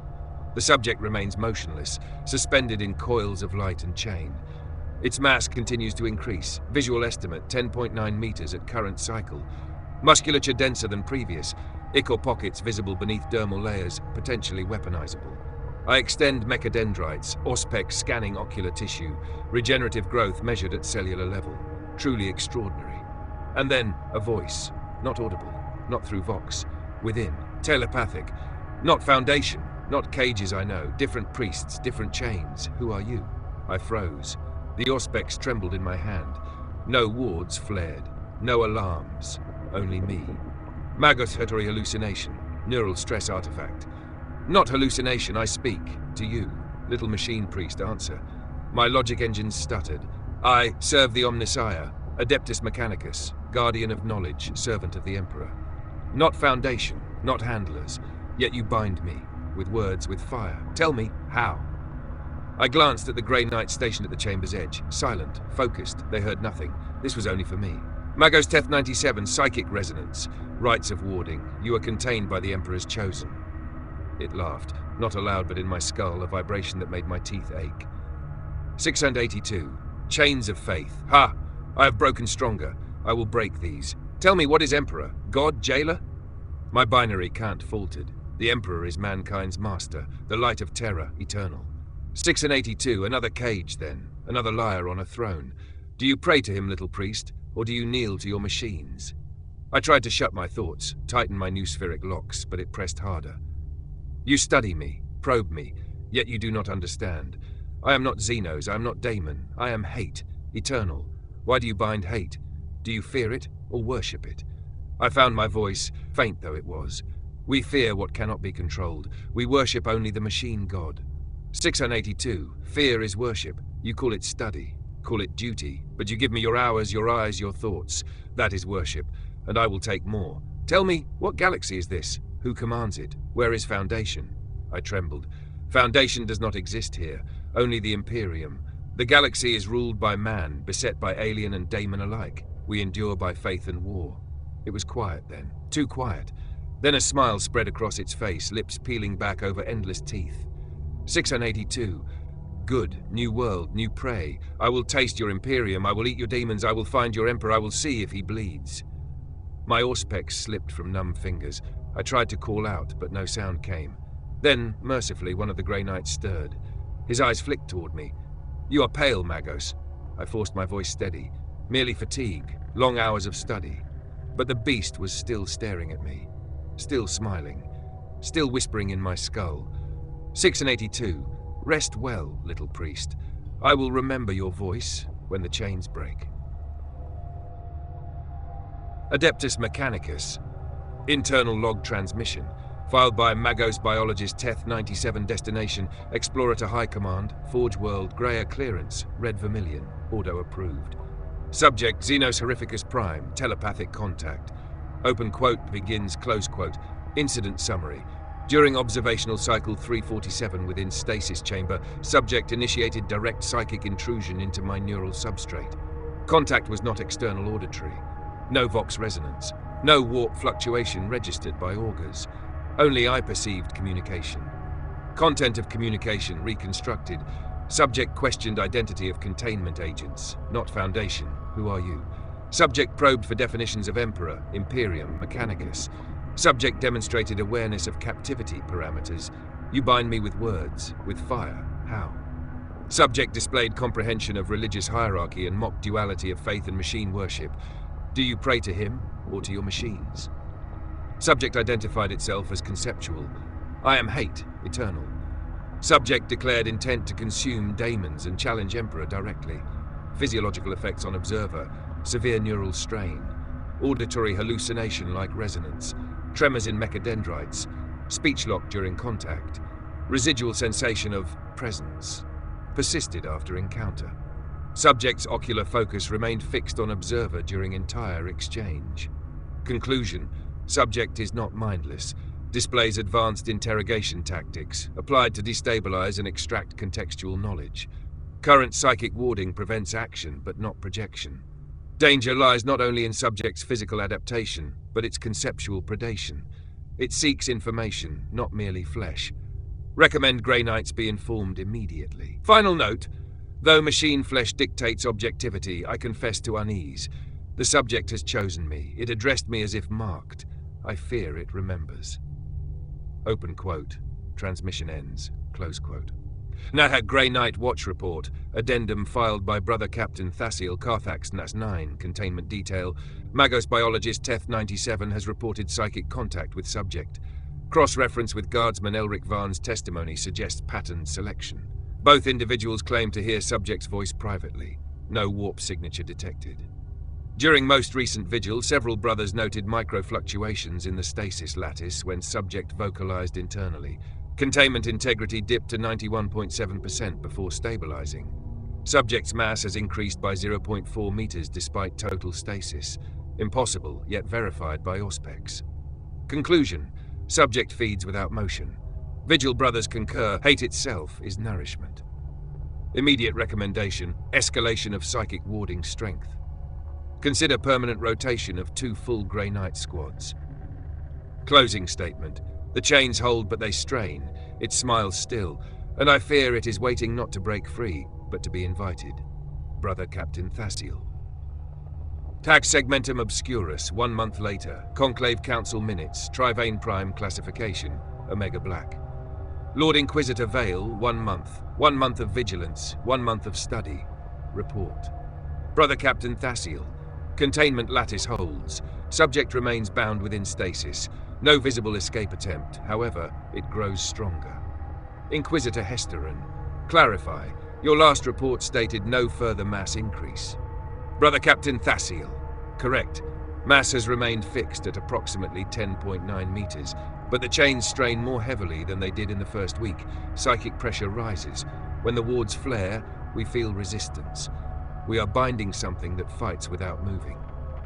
Magos biologist Teth-97. Auspex readings confirm. Regeneration cycles accelerate despite absence of external trauma. The subject adapts without stimuli. Its tissue density has increased by 13% in 1 month, while external dimensions remain static. Power accumulates internally. Inquisitor Maedra, you are telling us it is feeding while bound. On what? Brother Captain Thasiel. On us, perhaps. On the hate in the room. On the galaxy itself. I do not know, but I feel it. All my brothers do. Probability of stasis failure? Magos biologist Teth-97. Projected at 71% within 2 decades. Unacceptable. Inquisitor Hesteron. Then we must enact the contingency. Warp banishment. Brother Captain Thiel, you play with fire. Cast it into the Imperium and it may not perish. It may feed on daemons, on gods. Inquisitor Maedra. And yet we cannot hold it forever. The Imperium bleeds men, ships and psychers just to keep this thing chained. 1 world already burned. How many more before you admit banishment is the only path? Lord Inquisitor Vale. Enough. The contingency will remain prepared, but until breach containment stands, keep your vigil, Brother Captain. Magos, reinforce your null fields. If we falter, the warp will be our final gambit. Then pray the warp devours it. For if it does not, the ruinous powers will face extinction at its jaws. Mechanicus Containment Chamber. Observation log 408 filed by Magos biologist Teth. The chamber is unchanged. The beast remains fixed, bound in stasis, chains of psychic light burning against its hide, and yet it is not unchanged. Today the lattice flared crimson for the first time. Not gold, not white, crimson, as if the wards themselves had bled. My Auspex registered no growth in height, no increase in visible biomass, yet the pressure shook the entire chamber. 2 Grey Knights staggered as though struck. I asked them later what they felt. Their answers chilled me. It laughed inside my helm. I felt teeth at my throat, though it did not move. The subject's eyes remain open. They track me, follow me, fix on me whenever I enter. I have logged 327 instances of silent observation. I believe it remembers me, as it said it would. When the chamber fell silent today, I swear I heard it again. 682. They fear banishment. They whisper of the warp. Tell me, little priest, what is warp? What gods are there for me to eat? I shut my new spheric relays at once, recited the litany of logic until the voice receded. But the smile remained. Always the smile. Mechanicus Containment Log. Incident 451. Filed by Magos biologist Teth-97. Location: Carthax 9 Transit Bastion. Primary Stasis Vault Clearance. Omega Black. Timestamp: 31st day since subdual status subject in stasis.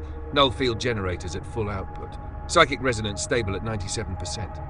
At 0462 standard, anomaly detected. The stasis lattice flickered, not briefly, but in rhythm. 3 pulses, each stronger, each resonating with the chamber walls. Auspex reported no dimensional breach, no warp resonance. Yet the Grey Knights reacted instantly, halberds raised, psychic wards blazing. Then the chains cracked. Not physically, not metal, but the light itself. The burning words, forged in psychic fire, split like glass under pressure. Shards of gold-white scattered, hissing in the air. The sound was like the scream of tortured iron. The subject moved. Not much, a twitch, a shift of claws against the bindings, but enough. The Grey Knights staggered as though struck, one falling to a knee. "Hold! Bind it tighter!" They began their chants at once, voices echoing like thunder. The chamber lit with argent fire as they poured themselves into the wards. The chains reformed, jagged, unstable. The subject laughed. Not aloud. In our minds. "Sixopathic, stronger now, always stronger. Your chains taste sweet. Break once, break again. You are fuel." My own thoughts fractured. I attempted to record stability metrics, but the data is corrupted, smeared across my auger readouts as if rewritten by another hand. "Brother Kelnor, Grey Knight, it presses against us. Captain, it feeds on the right itself. Brother Captain Thasiel, pour it back.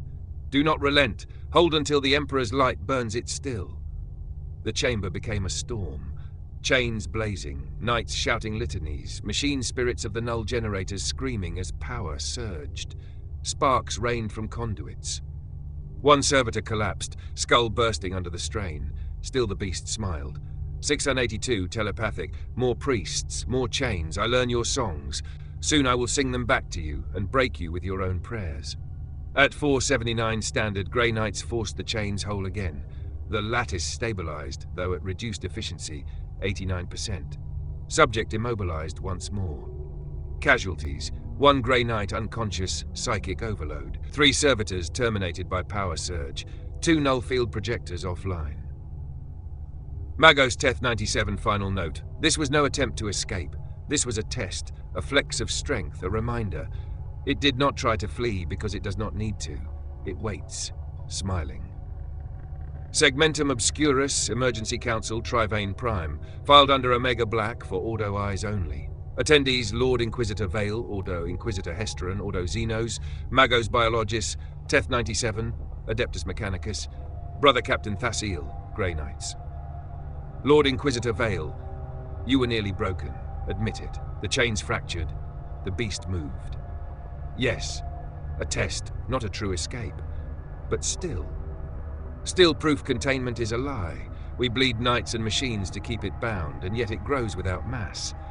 Tell me, Magos, how is this possible? Biology 7, data indicates tissue density increases without outward growth. The creature condenses its hate into form. It feeds not on biomass alone, but on us, on our fear, on the psychic bindings themselves.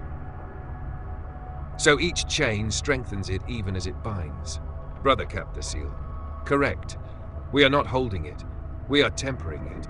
Every day the beast grows more cunning, more prepared for the moment the lattice fails. Then enough. We must enact the contingency, cast it into the immaterium. You would doom the galaxy on a gamble. If it devours daemons, if it learns from them, it will return stronger than ever. What then? What eats gods? Both paths lead to ruin. Bind it, it grows. Banish it, it may thrive. Which ruin buys us more time? Pause. Silence, except for Mechanicus Auspex clicking. Magos Biologist, containment remains possible, but I project only 8 years before inevitable failure. Then 8 years it is. Prepare the banishment rites as contingency, but we hold the lattice until the last moment. Pray it is enough. Private cogitation of Magos Teth 97. Timestamp same cycle, 3rd watch. The chamber is quiet now, null projectors repaired, ward steady at 93%, and yet I hear it. Not aloud, not in vox, in my skull. The voice again. 682, little priest, your lords argue. Bind me, banish me, neither saves you. I refuse to respond. I recite binaric scripture, focusing my augmetic lenses. 682, their chants shake the walls. I have learned the rhythm. Listen. Then it began to sing. Not a scream, not mockery, but perfect repetition.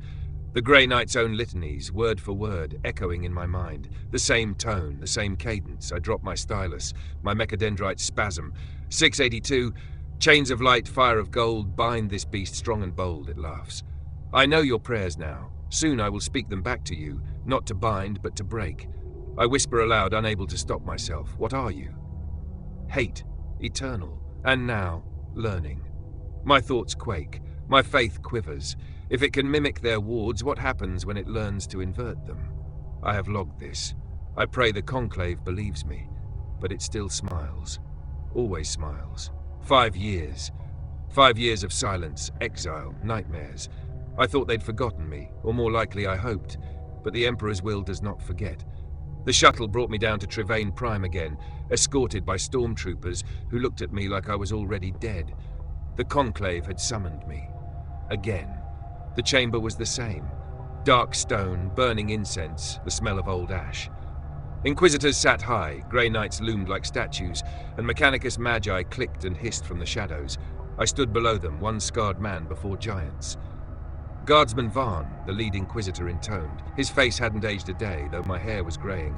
You were called to testify once more. 5 years have passed. The beast remains bound, yet it changes. We must know if you still hear it. My throat went dry. I wanted to lie. I wanted to say no. But my tongue would not obey. Yes, I whispered, I hear it still. A stir across the chamber. A magos clicked, augmetics whirring. A grey knight leaned forward, helm glowing with wardlight. In what form? The Inquisitor pressed. In dreams, in waking, in silence. My hands shook. It never left. It speaks, as if it sits behind my eyes, waiting. The grey knight's voice rumbled, layered like steel on stone. And what does it say, Guardsman? I swallowed. My heart pounded so loud I thought they would hear it. And then, as if on cue, it came. 682, inside my skull. Tell them what I whisper. Let them know I am still here. I flinched. My knees almost buckled. It says it is still here. Whispers rippled through the chamber. The Inquisitor's eyes narrowed. Clarify. C2, tell them I have learned. Tell them their chains sing to me now. I clutched my head, shaking. It says it's learning. The wards, the chains. It knows them. It sings them back. At that, even the grey knights stirred. One muttered a ward under his breath. Halberd clutched tighter. The Inquisitor leaned forward, voice sharp as a blade. Varn, does it command you? 682, mocking my skull. Say yes. Say I own you. Watch them panic. I gritted my teeth. No, it does not command, but it tries, it tests, it laughs when I resist. Liar, you carry me with you always. You are my witness, my herald. I screamed, half at it, half at myself. It calls me its herald. The chamber erupted. Mechanicus voices in binaric. Inquisitors shouting. A grey knight slammed his halberd into the stone, silver light flaring. The lead Inquisitor silenced them all with one gesture. His gaze locked to me, colder than void. Then you are more than witness now, Guardsman. You are its tether. You will remain under Grey Knight custody until we decide whether to sever you or use you. I fell to my knees. I wanted to beg, to run, to die. But in the back of my skull, the beast laughed. 682. Yes. Keep me close, little herald. When the chains break, you will be the first to see. Had Grey Knights, Internal Council Record, Segmentum Obscurus, Trivane Prime Bastion classification. You heard it yourselves. The beast uses the Guardsman as its mouthpiece. He is no longer merely a witness. He is tether. Then he is a liability, a danger. We should end him. His death severs that thread. Perhaps. Or perhaps his death gives it more. Remember, it spared him once. Chose him. If it marked him, then his execution may only fulfill its design. Heralds are destroyed, not nurtured. We do not gamble with abominations. One bolt round through the skull, and the Emperor's work is done. Brother Captain Thasiel, you think the Emperor's work is so simple? If he has allowed this man to live when thousands greater fell, then perhaps the Guardsman has purpose still. His suffering may be our only advantage. Brother Malcrid. Advantage? You propose we use him? That we keep him alive so the beast may whisper more poison into his skull? Brother Captain Thasiel, I propose we learn. Through him we may glimpse the enemy's mind. If it feeds on hate, then let it choke on knowledge it cannot wield. Better one man bear the burden than the galaxy collapse unprepared. Silence. The chamber hums with psychic wards. Brother Kelnor, and if he breaks, then we grant him peace. Until then, he endures, as we all endure. Mechanicus Containment Log, Incident 823, filed by Magos Biologist Teth 97, Clearance, Omega Black. Today something changed. The chamber was as it always was. Incense burning, null generators pulsing, grey knights chanting their eternal litany. The beast hung in chains, smiling, always smiling. Then I heard it. Not in my skull, not privately, out loud. 682, by flame, by faith, by the Emperor's hand, we bind thee. The words were theirs, the Grey Knights, perfect in tone, cadence, rhythm. The air shuddered as it spoke, the sound not quite flesh, not quite steel. The chanting faltered. One knight broke rhythm, halberd wavering. The beast laughed, a low rumble that rattled the machinery. 682, your chains are songs. I have learned your songs. Soon I will sing louder than you. The wards flared white, unstable, fighting against its voice. The Grey Knights shouted louder, desperate to drown it out. Sparks burst from null coils, servitors seized and burned out. Yet the monster only smiled wider. 682, sing, Silvermen, sing for me, feed me more. Stasis lattice integrity, 82%. Incident report, containment log 841, filed by Magos biologist Teth 97 clearance Omega Black. At 6 and 12 standard, the wards buckled, the Grey Knights were mid-ritual, their halberds raised, voices thunderous in the chamber. The lattice burned steady gold, until the subject joined them. 682, by flame, by faith, by the Emperor's hand, we bind thee. The voice was perfect, identical, a mockery yet flawless. For one cycle, its words merged with theirs. The wards brightened, flared, and then fractured. Crimson light split the air. Chains of fire snapped like broken glass, fragments scattering across the chamber. The beast's limbs shifted against the bindings, claws flexing free for a breath. Brother Captain Thasiel, hold, reinforce, now! Knights doubled their chanting, psychic strain bleeding from their armor in visible arcs. The lattice reformed, jagged, sputtering. Null generators overloaded, two collapsing in sparks and oil. The subject did not struggle, did not strain, it only smiled. 682 to all present. You see, I do not break chains, I play with them. You are my choir, and I am your conductor. When stability was restored, 78% integrity, the beast lowered its head, eyes closed, mockingly serene. Casualties: 1 Grey Knight comatose, psychic collapse. 4 servitors terminated, generator unit 12 offline. Final note, subject does not seek escape. It seeks dominance. It pushes containment not to flee, but to prove it can, and chooses not to. Segmentum Obscurus Conclave Emergency Council, Lord Inquisitor Vale, you see the pattern. It could have escaped, it chose not to, it toys with us. Inquisitor Hestaron, then banishment must be enacted. Now, while it still feigns restraint, if it consumes our wards, we gift it strength every day. No, not yet. Banishment may give it more. If it feeds on daemons, it will return apocalyptic. Better a chained predator than a god unleashed. And what when the chains snap for good? You cannot fight it a second time. Even your Grey Knights will fail. Then we die standing, but we do not feed it the warp until there is no other choice. Mechanicus log 852, addendum. Observer, Magos biologist Teth 97. The subject has escalated its mockery. Today, during vigil, it repeated not only the litanies, but twisted them. Its voice filled the chamber, hollow and resonant. 682, by flame, by hate, by the hunger of hand, I bind you. The Grey Knights faltered, their words shook, the wards flickered again, though less severely. Later, when the chamber was quiet, the subject turned its focus elsewhere, to him, to the Guardsmen. 682, telepathic. Herald, do you hear them sing? They are weak. Soon they will fail, and you will see me walk again. Will you watch this galaxy burn with me? My augurs detected no warp resonance, yet the guardsman convulsed in his cell, shouting fragments of Grey Knight litanies back at unseen voices. The beast laughed through him. Segmentum Obscurus, Conclave Omega Minutes, location, Trivane Prime, Obscurus Bastion, classification Alpha Prime, eyes of the throne only. Lord Inquisitor Vale, the time has come. Containment fails not in silence, but in mockery. Every vigil is a game for it. Every chant is food. We cannot wait for the day it grows bored and walks free. Brother Captain Thasiel, then you intend banishment. So be it. But hear me. No rite we know will bind that beast to the Imperium. It laughs at our litanies already. If we send it into the warp unprepared, it will return with gods in its jaws. Inquisitor Hestaron, then we over-prepare. We will forge the greatest banishment rite in the history of man. Grey Knights, Inquisition, Mechanicus, all will bleed for this. The beast will not return. Magos biologist Teth 97. Analysis. Standard banishment protocols insufficient. Ritual requires mass psychic anchoring. Estimated power draw exceeds 10 Titan reactors and a choir of 1,000 sanctioned psychers. Probability of success, 3.7%. Inquisitor Madra Ordo Hereticus, unacceptable. Raise the probability.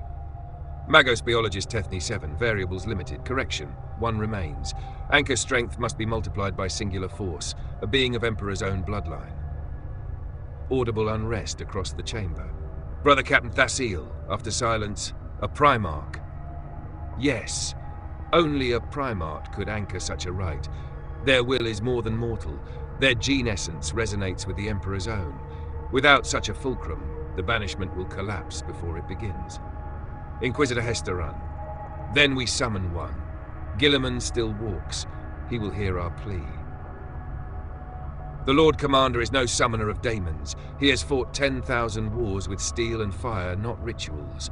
To draw him into this would risk more than his life. It would risk the Imperium itself if he falls.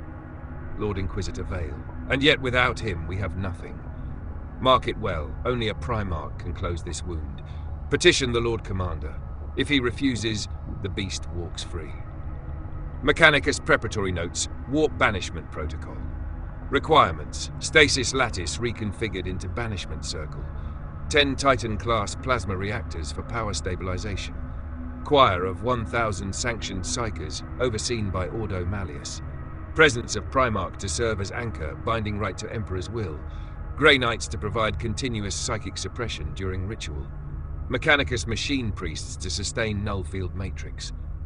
Projected risk factors, probability of Primarch death, 41%. Probability of psychic choir collapse, 72%. Probability of target adapting mid-ritual, incalculable. Probability of permanent banishment if Primarch survives, 47%. Magos Biologist Teth 97, final note, this is not containment. This is not victory. This is only a gamble with the fate of gods. Nada Segmentum Obscurus, Primarch Petition Dossier Clearance, Throne Level compiled by Ordo Malleus High Conclave. Match Petition Summary. Designation, Xenoform Horrificus Prime Description, Entity of unknown origin. First encountered during Orc Assault on Carthax 9. Displays extreme physical resilience, instant biological adaptation, regenerative properties, and sapient malice. Mass increases irregularly, with confirmed capacity to resist Grey Knight warding. Containment protocols nearing failure. Proposal, Warp Banishment, requiring Primarch to serve as psychic spiritual anchor. Recipients, Roboot Guilliman, Primarch of the Ultramarines, Lord Commander of the Imperium. Lionel Johnson, Primarch of the Dark Angels, returned son of Caliban. Responses. Guilliman, if the Imperium requires me to end this creature, then I will come. I will see for myself whether it bleeds. The Lion, this is no beast of flesh alone. I have seen its echo in the Imperium. I will come. And arrival. Conclave chamber, Trivane Prime Pinot. The chamber shook as never before. 2 sons of the Emperor, side by side, standing before the Inquisition. Guilliman arrived first, resplendent in ceramite that shone with polished discipline. His presence was like a spear of reason through the smoke of incense. His voice carried sharp certainty. Where is it? If this creature threatens the Imperium, I will cut it down. Show me your proof. Then the chamber dimmed. The shadows seemed to bend as the Lion entered, his aura heavy and unsettling, as though the warp itself recoiled around him. His words were calm, but drenched in finality. You cannot cut it down, brother. It is not prey for blade or bolter. It feeds on hate, on faith, on the very wards you weave. I felt it stirring even before I stepped upon this world. Guilliman's frown deepened. You put too much weight in visions, Johnson. We are not dreamers, we are warriors. If it can bleed, we can kill it. All else is ritual wasted. The Lion's eyes glowed faintly, pupils burning like coals. Perhaps, but this is no war fought in steel and blood alone. This is war of the spirit, and spirits do not bleed. Lord Inquisitor Vale raised his voice, silencing the chamber. Enough. You were summoned not to quarrel, but to act. The creature festers below, mocking even the Grey Knights. Only a Primarch may serve as anchor to the banishment. Both of you are here. The choice is yours. The silence that followed was heavier than any chain in the vault below. Guilliman's gaze burned with pragmatism. The Lion's eyes glimmered with prophecy, and beneath them all, deep within its bindings, The monster smiled. The doors groaned open, and for the first time in 5 years, I saw them. Not statues, not hololiths, the Emperor's sons. Guilliman stood like a blade honed to perfection, blue and gold gleaming, eyes sharp as steel. Every motion was precise, calculated, like a war plan made flesh. The lion was different, cloaked in shadows, taller somehow in the gloom, his gaze a weight on my chest. His eyes burned faintly, and I could not tell if it was warp light or something worse. I wanted to kneel, to weep, to flee. But my legs betrayed me, rooted in fear. Guilliman's voice cut first. "You are Elric Varn, survivor of Carthax 9, herald of this creature." His tone was not cruel, but sharp, surgical. "Tell me, Guardsman, what is it? What did you see?" My throat burned as I tried to speak. I saw hate, walking. It killed everything. Orcs, Guardsmen, Astartes alike. It grew stronger every breath. It laughed when we struck it. I faltered, and then, as always, it came. 682, whispering in my skull. "Tell them I am listening. Tell them I know their names." My voice cracked. It speaks, even now, in my head. The lion stepped forward, silent until now. His voice was softer than Guilliman's, but heavier, like stone falling into deep water. "What does it say?" I clutched my temples. It says it listens, that it knows your names." Guilliman's expression hardened. "A bluff. It toys with you." The lion's gaze didn't waver. "No, it is truth. I feel its eyes, even now. It watches from the chains." Guilliman turned back to me, sharp as a blade. "Tell me, Guardsman, did it ever show weakness? Anything that slowed it?" I shook my head violently. "No blade, no bolter, no fire, nothing. Only the Grey Knight's wards held it. But even those," I hesitated, trembling. "It learns their litanies. It repeats them back, twists them, laughs." The lion nodded as if confirming what he already knew. "Then steel cannot serve here, rowboat. This is a war of spirit." Guilliman's jaw clenched. "We'll see." Then both Primarchs looked at me. My heart froze. "You will accompany us," Guilliman said. "You are its tether," the lion added. I tried to speak, to protest, but the words died. And so I walked between gods, down into the vault where the monster waited. The vault doors opened with a roar, and the heat of wards washed over me like fire. The stasis chains blazed, the Grey Knights knelt in chant, and there it hung. 10 meters of hate. Claws flexing lazily, skin scarred and regrown 1,000 times. Its eyes opened at our approach, glowing with something deeper than malice. It smiled. "So, Sons of the Throne, at last." The Grey Knights faltered in their chant, voices shaking. The beast had never spoken aloud before. Guilliman's hand moved to the hilt of his blade, every motion crisp, ready. So it can speak. The lion did not move. His voice was calm but low. It does more than speak. It listens and it waits. The beast laughed, a sound that rattled the walls. 682. "Yes, I wait. I wait for chains to break, for prayers to fail, for gods to fall. You call me xenophore, monster, abomination. I am none of these." Its eyes turned to me. My breath caught in my chest. 682. "Tell them, Herald. Tell them what I am." The words clawed in my mind. My lips moved before I could stop them. You are hate." The chains flared, sparks showering. The Grey Knights redoubled their chant. Yes, and hate does not die. The air was fire and thunder. The Grey Knights chanted, their halberds aglow, the chains of stasis pulsing like molten iron. And there it hung, 10 meters of claws, muscle and teeth, watching, smiling. Then it spoke. 682, 2 sons of the Corpse King, both come to stare at me. How quaint. The Grey Knights faltered. Guilliman's hand went to the hilt of his sword, though he did not draw it. His voice cut like steel. "You call yourself eternal, yet you are bound. What power is eternal if it bows to chains?" The beast laughed, the sound like grinding stone. 682, "Chains do not bind me, they amuse me. Every moment I stay, I learn. Every prayer you scream into the air, I taste. Do you not see, you feed me?" The lion stepped closer, shadows seeming to cling to his frame. His words were low, certain. "You are not eternal. You are parasitic. You cannot create, only consume. Hate without end is emptiness, and emptiness devours itself." For a moment the smile slipped. The beast's eyes narrowed. 682, "You think I am void? You think me hollow? No, son of the forest. I am the knife in the dark. I am the war without cease. I am the truth your emperor hides from you, that hate outlives all things." Its eyes fell on me. My skin crawled. "Say it, Herald. Speak what I am." The words tore through my skull, and I choked them out against my will. You are hate incarnate. The chains flared, sparks showering like stars. The Grey Knights cried louder, trying to smother the voice with their litany. Guilliman's jaw tightened. Then you are a disease, and like all diseases, you can be cut out. Try, Blade Son. Try and cut. You will see what bleeds more, me or your galaxy. The lion's gaze was steady, burning faint. This is not a creature of war. This is a wound. Left open long enough, it will fester until all rot. Yes, and you will rot with me. The words shook the chamber. The Grey Knights staggered. The null generators screamed. And then the alarms cut through everything. Sirens, red rune lights, Vox crackling with panicked reports. Vox officer, invasion! Multiple bioships entering system.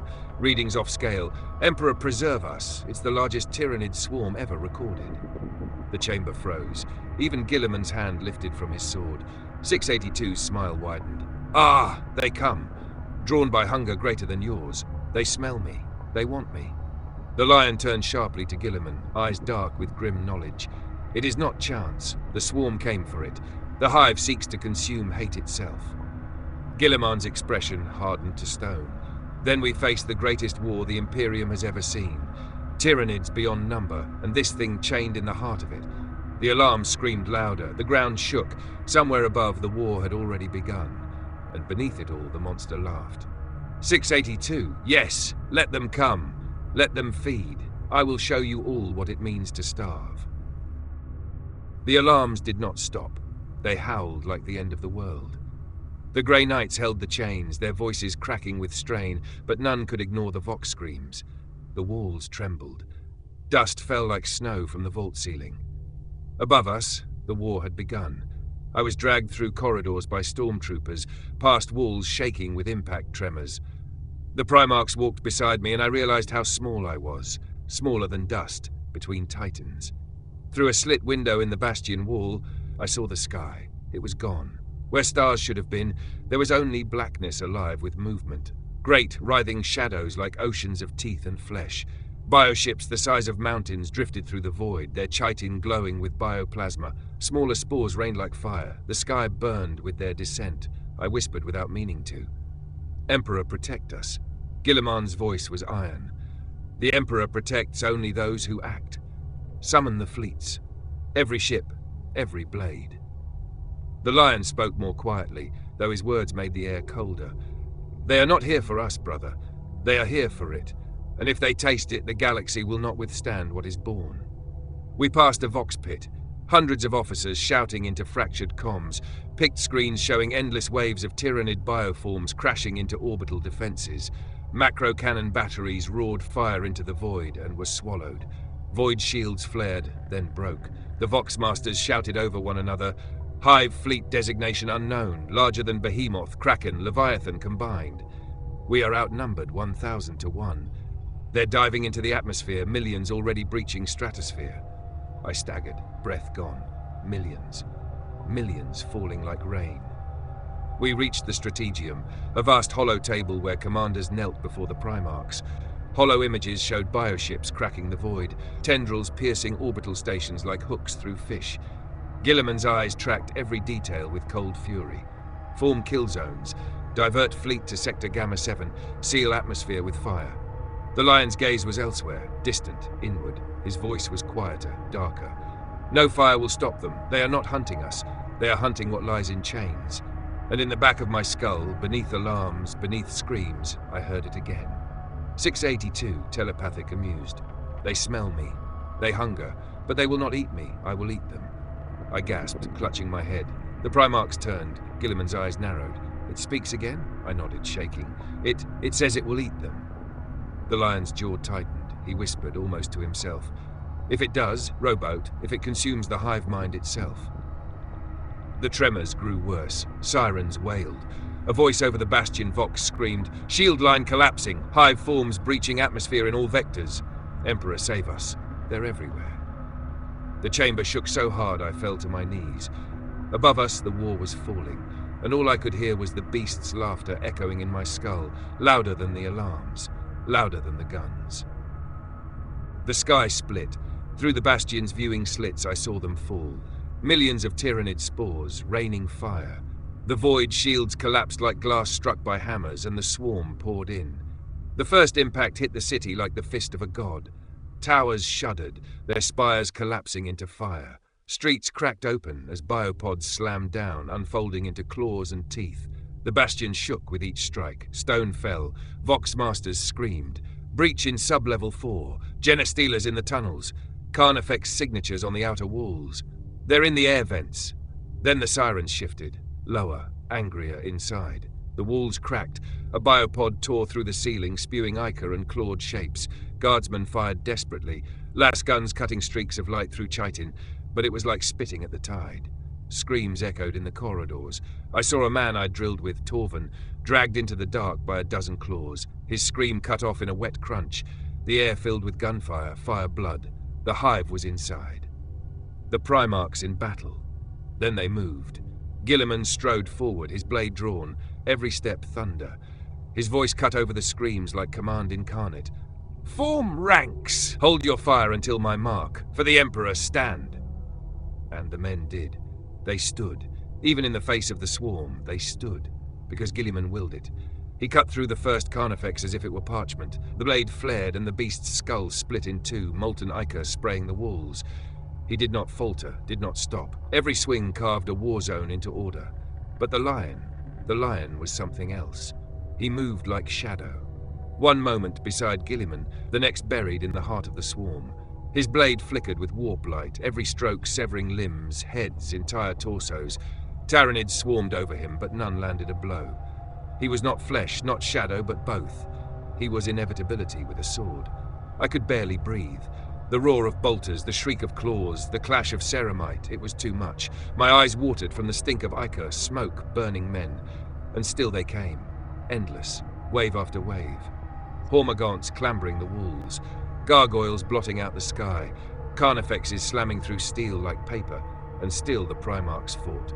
Guilliman stood like a wall, a line the swarm could not pass. Every order from his lips became truth. Hold the line, fire here, advance, and men obeyed, even as they died. The lion cut deeper, disappearing into the tide, a phantom carving silence into shrieking chaos. Where he passed, the swarm faltered, their coordination stuttering, as if even the hive mind itself recoiled. I fell to my knees, lasgun shaking in my hands. I fired blindly, barely hitting, my ears ringing, heart pounding. My whole body wanted to crawl into the dark and hide, but the sight of them, two gods in war, seared me alive. And still through the storm I heard it. 682. Yes, feed me more. Let your gods bleed. Let the swarm feast. I will take all of it. The bastion shook again, not from the Tyranids, but from something deeper. The chains below strained. The monster was waiting. The breaking of chains. The swarm pressed us harder with every heartbeat. The streets of Trivane were rivers of ichor, the sky a storm of wings and fire. The Astartes fought like they always did, as gods among men. I had seen them in battle before. I had seen them die before too. It did not make watching easier. Bolters roared, chainswords screamed, ceramite gauntlets crushed skulls like fruit. But the Tyranids didn't break. They never broke. One Marine went down beneath a tide of claws, another ripped apart by a Carnifex charge. I fired my lasgun until my arms shook, but all it did was make sparks on chitin. Then the ground split. At first I thought it was just another bio-titan burrowing up beneath us. But no, this was different. This was familiar. A lance of fire tore the swarm apart, a beam so hot the earth glowed molten in its wake. Tyranids screamed and vaporized mid-charge, the street cracking open into a river of light. I knew that fire. I had seen it before. On Carthax 9. My blood froze, my breath stopped, and then it rose. From the split earth, molten stone dripping from its claws, eyes burning with mockery, came the beast. Blackened hide scarred from wards, teeth bared in a grin too wide. 682. The monster, the hate, the nightmare that had never left me. It hadn't grown. Not a meter taller, not a fraction broader. The same size as before. But that made it worse, because it didn't need to grow. The Marines hesitated. I saw it. Their line faltered, bolts dipped. They remembered. Even gods could fear. And then it moved. It was too fast. One Astartes, a titan of ceramite and flesh, was in its claws before his brothers could raise their guns. For an instant I prayed it would throw him aside, break him, anything. but the beast only smiled and bit him in half. The sound was worse than the sight. Armor shrieking, bones snapping, blood spraying as the upper body vanished into its jaws. The legs fell twitching to the ground, still armored, still trying to stand. The roar that followed drowned even the battle. 682, audible thunderous. Chains break. I walk. I feed. The Tyranids shrieked, their frenzy doubling. Millions surged toward it, not us. The hive mind itself wanted it, needed it, and the beast welcomed them. Flame poured from its maw, white-hot cutting swathes of gaunts to ash. Its claws shredded warriors like parchment. Every kill was laughter, every strike amusement. I fell to my knees, lasgun slipping from my hands, because I had seen this before. The laughter, the certainty. And through the storm, through the dying, it whispered in my skull. 682 telepathic, almost gentle. You remember, Herald. Good. Watch. Nothing changes. Nothing ends. I couldn't breathe. The swarm crashed against it, talons slashing, acid spraying, monstrous jaws snapping, but none of it mattered. The claws that could shred a Marine's armor barely scraped its hide. The acid that melted tanks sizzled harmlessly on its scales. A Carnifex barreled into it, horn first with all the momentum of a charging nightmare, and stopped dead, its skull cracking against the beast's chest like glass against stone. It laughed. Not in pain, not even in effort. It laughed. Then it played. A warrior leader leapt at its throat. It caught the Xeno by the leg and whipped it into the ground so hard the cobbles split, then flung the body into its own swarm like a thrown spear. Gaunts scattered, shrieking, more crushed by their ally's corpse than by their enemy. It let a winged beast claw at its back for a heartbeat, almost inviting it, then reached up, plucked it from the air and tore its wings off before tossing it aside like refuse. It wasn't fighting for survival. It was toying with them. My stomach churned, bile in my throat. This wasn't war. This was spectacle. It wanted us to watch. It wanted me to watch. And the worst part, they couldn't even wound it. The swarm was endless, and it was endless still. The Primarch's response. Guilliman's voice cut through the chaos, iron sharp, undeniable. Rally! Form ranks! Do not yield an inch! Stand with me! His blade shone like a burning banner, and Astartes rallied around him, bolters barking, chainswords shrieking. Even broken men obeyed him, their fear transmuted into duty at his command. But the lion stared at the beast. His eyes never left it. He whispered, low, certain. Words meant not for us, but for Guilliman. This is not battle. This is judgment. The hive seeks to eat it, and it will eat the hive. We stand between a hunger that never ends and a wound that will never heal. Guilliman's jaw tightened, but he didn't flinch. He pointed his sword toward the monster, his voice ringing like a vow. Then we end it here. No more chains. No more waiting. Lion, with me. The lion's gaze darkened, his hand tightening around his blade. So be it. But remember, brother, hate does not die. And together they advanced. I should have run. Every part of me screamed to turn, to flee, to bury myself in the rubble and die unseen. But I couldn't. My legs wouldn't obey. My eyes wouldn't close. Because how do you look away when the galaxy tears itself open before you? On one side, a swarm that blotted the sky. Tyranids beyond counting, an ocean of claws. On the other, two sons of the Emperor, blades drawn, walking toward the thing in chains no longer bound. And between them, the monster. Hate given form. Still smiling. Always smiling. I couldn't think. My mind broke itself on the scale of it. What was a lasgun to this? What was a guardsman? What was I? Just a speck caught in the breath of gods. And yet I watched. I had to, because it wanted me to, because it had marked me. Because even as I tried to pray, I heard its whisper again. 682 in my skull. Watch, Herald. See what gods are worth. The first clash. The Primarchs moved. Guilliman struck first, blade raised high, a sweep of perfect form, an arc of silver fire that could have felled a titan. The lion was beside him, faster, a phantom, his sword cutting in silence, aimed straight for the beast's throat. 682 met them both with a laugh. Its claw swung wide, the air itself cracking from the force. The ground shattered under the impact, Marines and Tyranids alike crushed in the shockwave. I was thrown to the ground, ears ringing, ribs aching. Guilliman's strike landed true. Sparks flew, ichor sprayed, but the wound closed before my eyes, flesh knitting as if the blade had never touched. The lion's thrust drove into its side, and for a moment I thought it pierced true. until the beast twisted, teeth snapping inches from the lion's helm. Then it countered. One claw slammed into Guilliman's chest plate, throwing him back through a wall of stone and fire. Another swiped at the lion, who vanished into shadow before the blow landed, reappearing behind it, his blade already coming down again. The Tyranids surged all around, but they didn't matter anymore. This wasn't their battle. They were fodder, trampled underfoot as gods, and hate tore at each other. I couldn't breathe. I couldn't look away.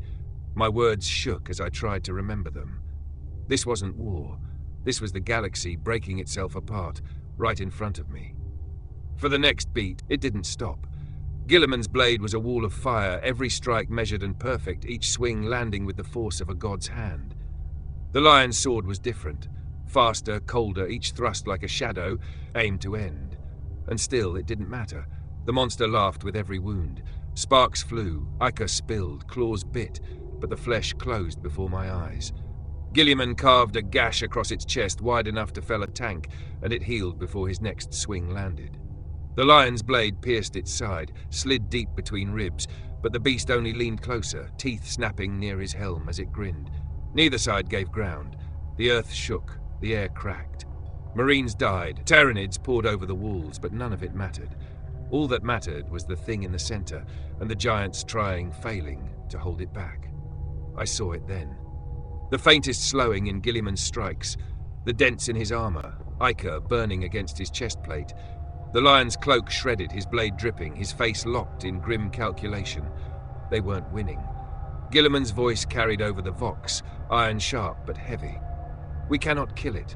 Not like this. We strike, it heals. We bleed, it learns. This is war without end. The lion's reply was quieter, but it carried all the same. Then end it differently. We cannot slay hate, we can only cast it out. Guilliman split another carnifex as it charged, his blade a burning arc, but his voice was bitter. You would bind it, banish it, hide behind rights and chance. That is not victory, that is delay. Delay is survival, the lion said. Survival is victory enough when the alternative is extinction. I knew they were right. I had seen this before. You didn't kill it, you didn't stop it. All you could do was pray it vanished long enough to breathe. Another blow shook the field. Guilliman staggered, claws raking sparks from his armor. The lion darted in, his sword sinking into the beast's neck, but the monster only laughed, throwing him off with a sweep that sent Marines flying like dolls. The ground was nothing but ruin. Tyranids by the thousands died in fire and claws, ash and screams, but still they came, and still the beast stood. Guilliman's voice broke through the vox again, louder now. Prepare the rites, all of them. Every psyker, every Grey Knight, every Mechanicus priest who can still stand. I want the banishment circle ready before this creature turns the galaxy into its feast. The lion's eyes flickered with grim satisfaction. At last, you see. Guilliman's jaw clenched as his sword met claw again in a shower of sparks. I see necessity, not victory. And over it all came the laughter. 682's voice carried like thunder. Yes, call your priests, call your gods. I will eat your chants, your circles, your thrones. Hate does not banish, hate waits. The chains were gone, the wards shattered, the sky broken, and still they fought. And I watched. A mortal man staring at the end of everything. Post-battle report logs. Trivane Prime engagement plus file 2.443.m41 segmentum obscurus. Classification extremis. Inquisitorial eyes only plus. Adeptus Mechanicus, Magos Biologist, Threx open quote. Observation. The Xeno entity, designation unknown, exhibited no measurable growth during 5 solar years of confinement. Contrary to previous assumptions, mass increase is not necessary for adaptive escalation. Entity resists all conventional and non-conventional armaments. Regenerative capacity surpasses all known Tyranid and Necron parallels. During field engagement, no hostile strike. Kinetic, biological or psychic, breach dermal integrity beyond moments. Recommendation: immediate cessation of eradication attempts. Standard containment protocols invalid. Only interdiction via non-physical means, i.e. banishment, remains viable. Close quote. Ordo Malleus, Inquisitor Carthis. Open quote. Extract personal commentary. The Primarchs themselves bore witness. Guilliman, despite his protest, sanctioned the preparation of banishment rites. The lion pressed the issue, insisting survival outweighed pride. Grey Knights and attached librarians began the ritual within the outer sanctum even as the battle raged. Entire squads of Deathwatch were expended buying seconds. Marines fought, died, and rose only as ash in the shadow of this thing. I stood in the chamber as the first circle was inscribed in blood, ash, and steel. It was no victory, merely a delay. The Primarch was correct. Necessity, not triumph. Close quote. Shaq Ordo Malleus, Grey Knight, Brother Captain Eric's. Open quote, statement of record. Rites prepared under extreme duress. 9 librarians expended their lives to stabilize the circle. 47 Grey Knights entered psychic resonance. 26 did not return. Warp bleed registered across 3 sectors, suggesting immense resistance from the entity during transference. The creature did not panic. It did not rage. It laughed. Final recorded transmission before banishment. Hate does not banish. Hate waits. Conclusion. Entity cast into Imperium. Status uncertain. Probability of return inevitable. Close quote. Mechanicus Addendum. Noospheric fragment. Open quote. It begins, "Do you hear it still?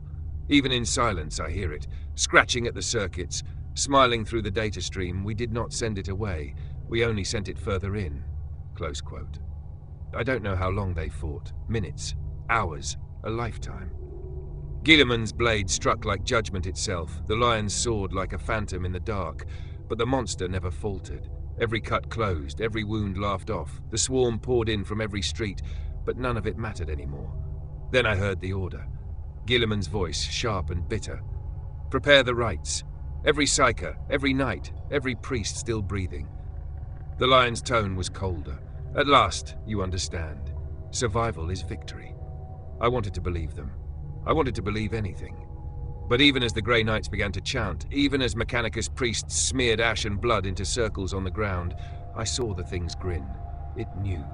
The rites burned into the earth, the air thick with incense and blood. Grey Knights locked into formation, voices raised, psychers screaming words that made my teeth ache to hear.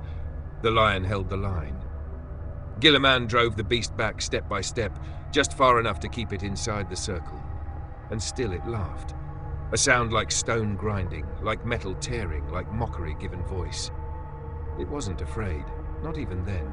I saw knights burn alive from the inside, their minds torn apart, holding the circle steady. I saw librarians collapse with blood running from their eyes, their hearts bursting under the strain. Marines threw themselves into the fray, buying seconds with their lives, and still it smiled. Then the air tore open, a hole in reality itself, black and screaming, the warp clawing its way into the world. The chants rose higher, voices cracking, steel gauntlets pressed to the ground, every word binding. The circle burned with light that wasn't light, a cage made of things no man was meant to see. The monster roared, not in fear, not in defeat, but in joy. "I will eat your circles," it thundered. "I will eat your gods. Hate does not banish. Hate waits." And then it was gone. The ground collapsed inward, the circle blazing white before falling dark. Silence swept over the ruin of Trivane. Silence and smoke and the stink of 1,000 burning bodies. It was gone. But I knew it wasn't. Not really. Aftermath. Elric's story. The bar was quiet except for him. Elric sat slumped over a half-drained glass, the flicker of a low lumen catching the scars on his face. His uniform was a ruin, patched, stained, threadbare. The look of a man who had fought too long and survived too much.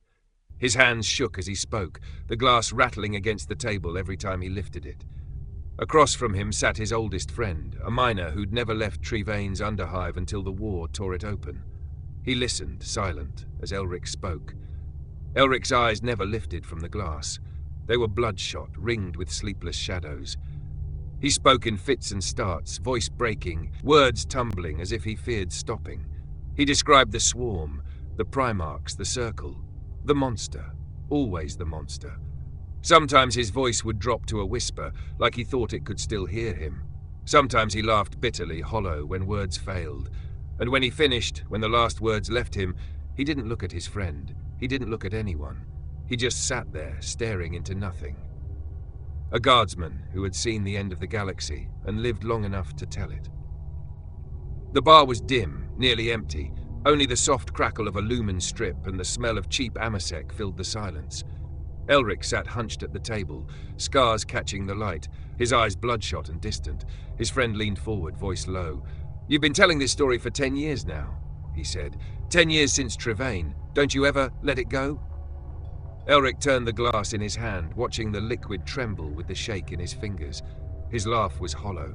Let it go? You don't understand. It never ended. His friend frowned. You mean you still hear it?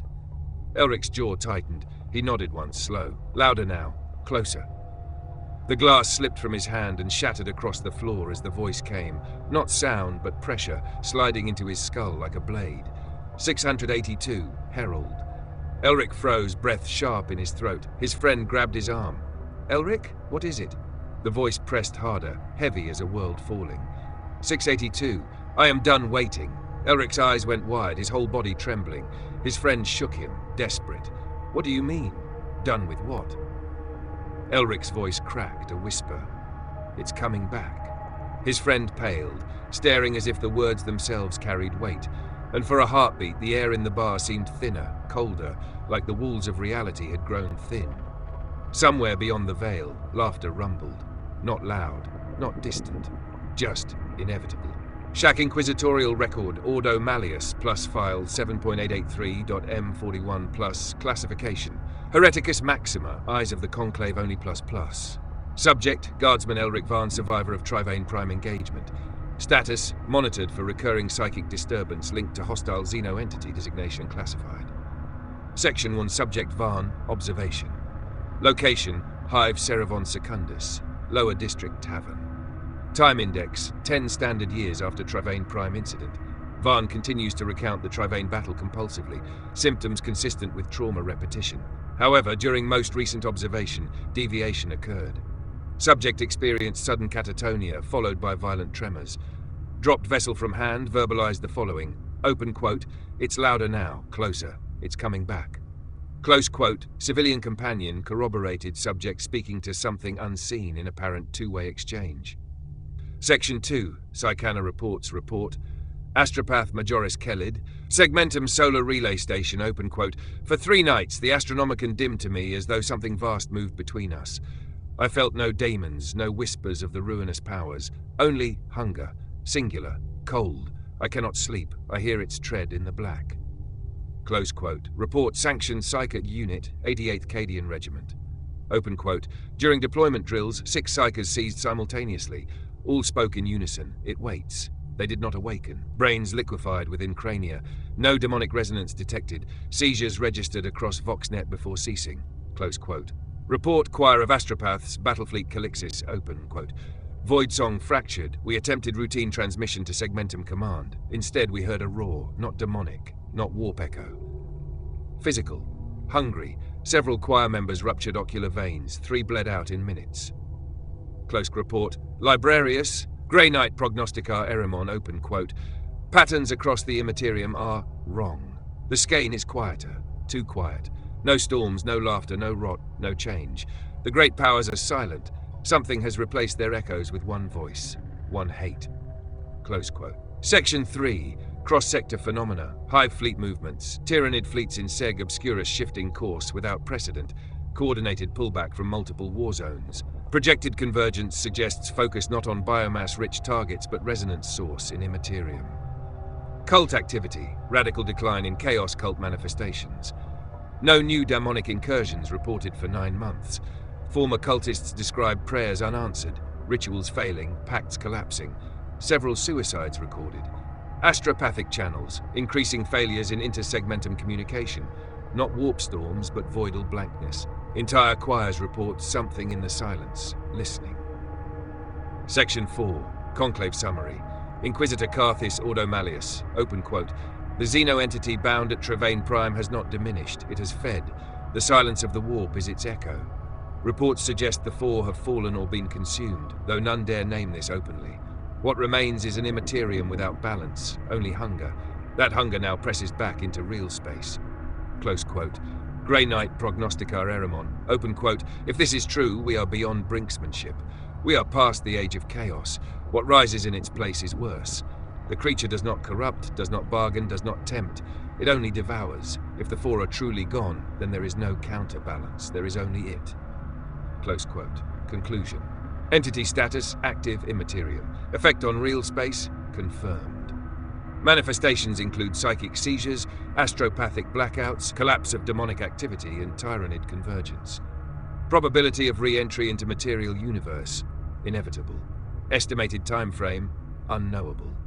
Final note, the galaxy once feared 4 gods. It now waits in silence for the return of one beast. Filed by Inquisitor Carthis,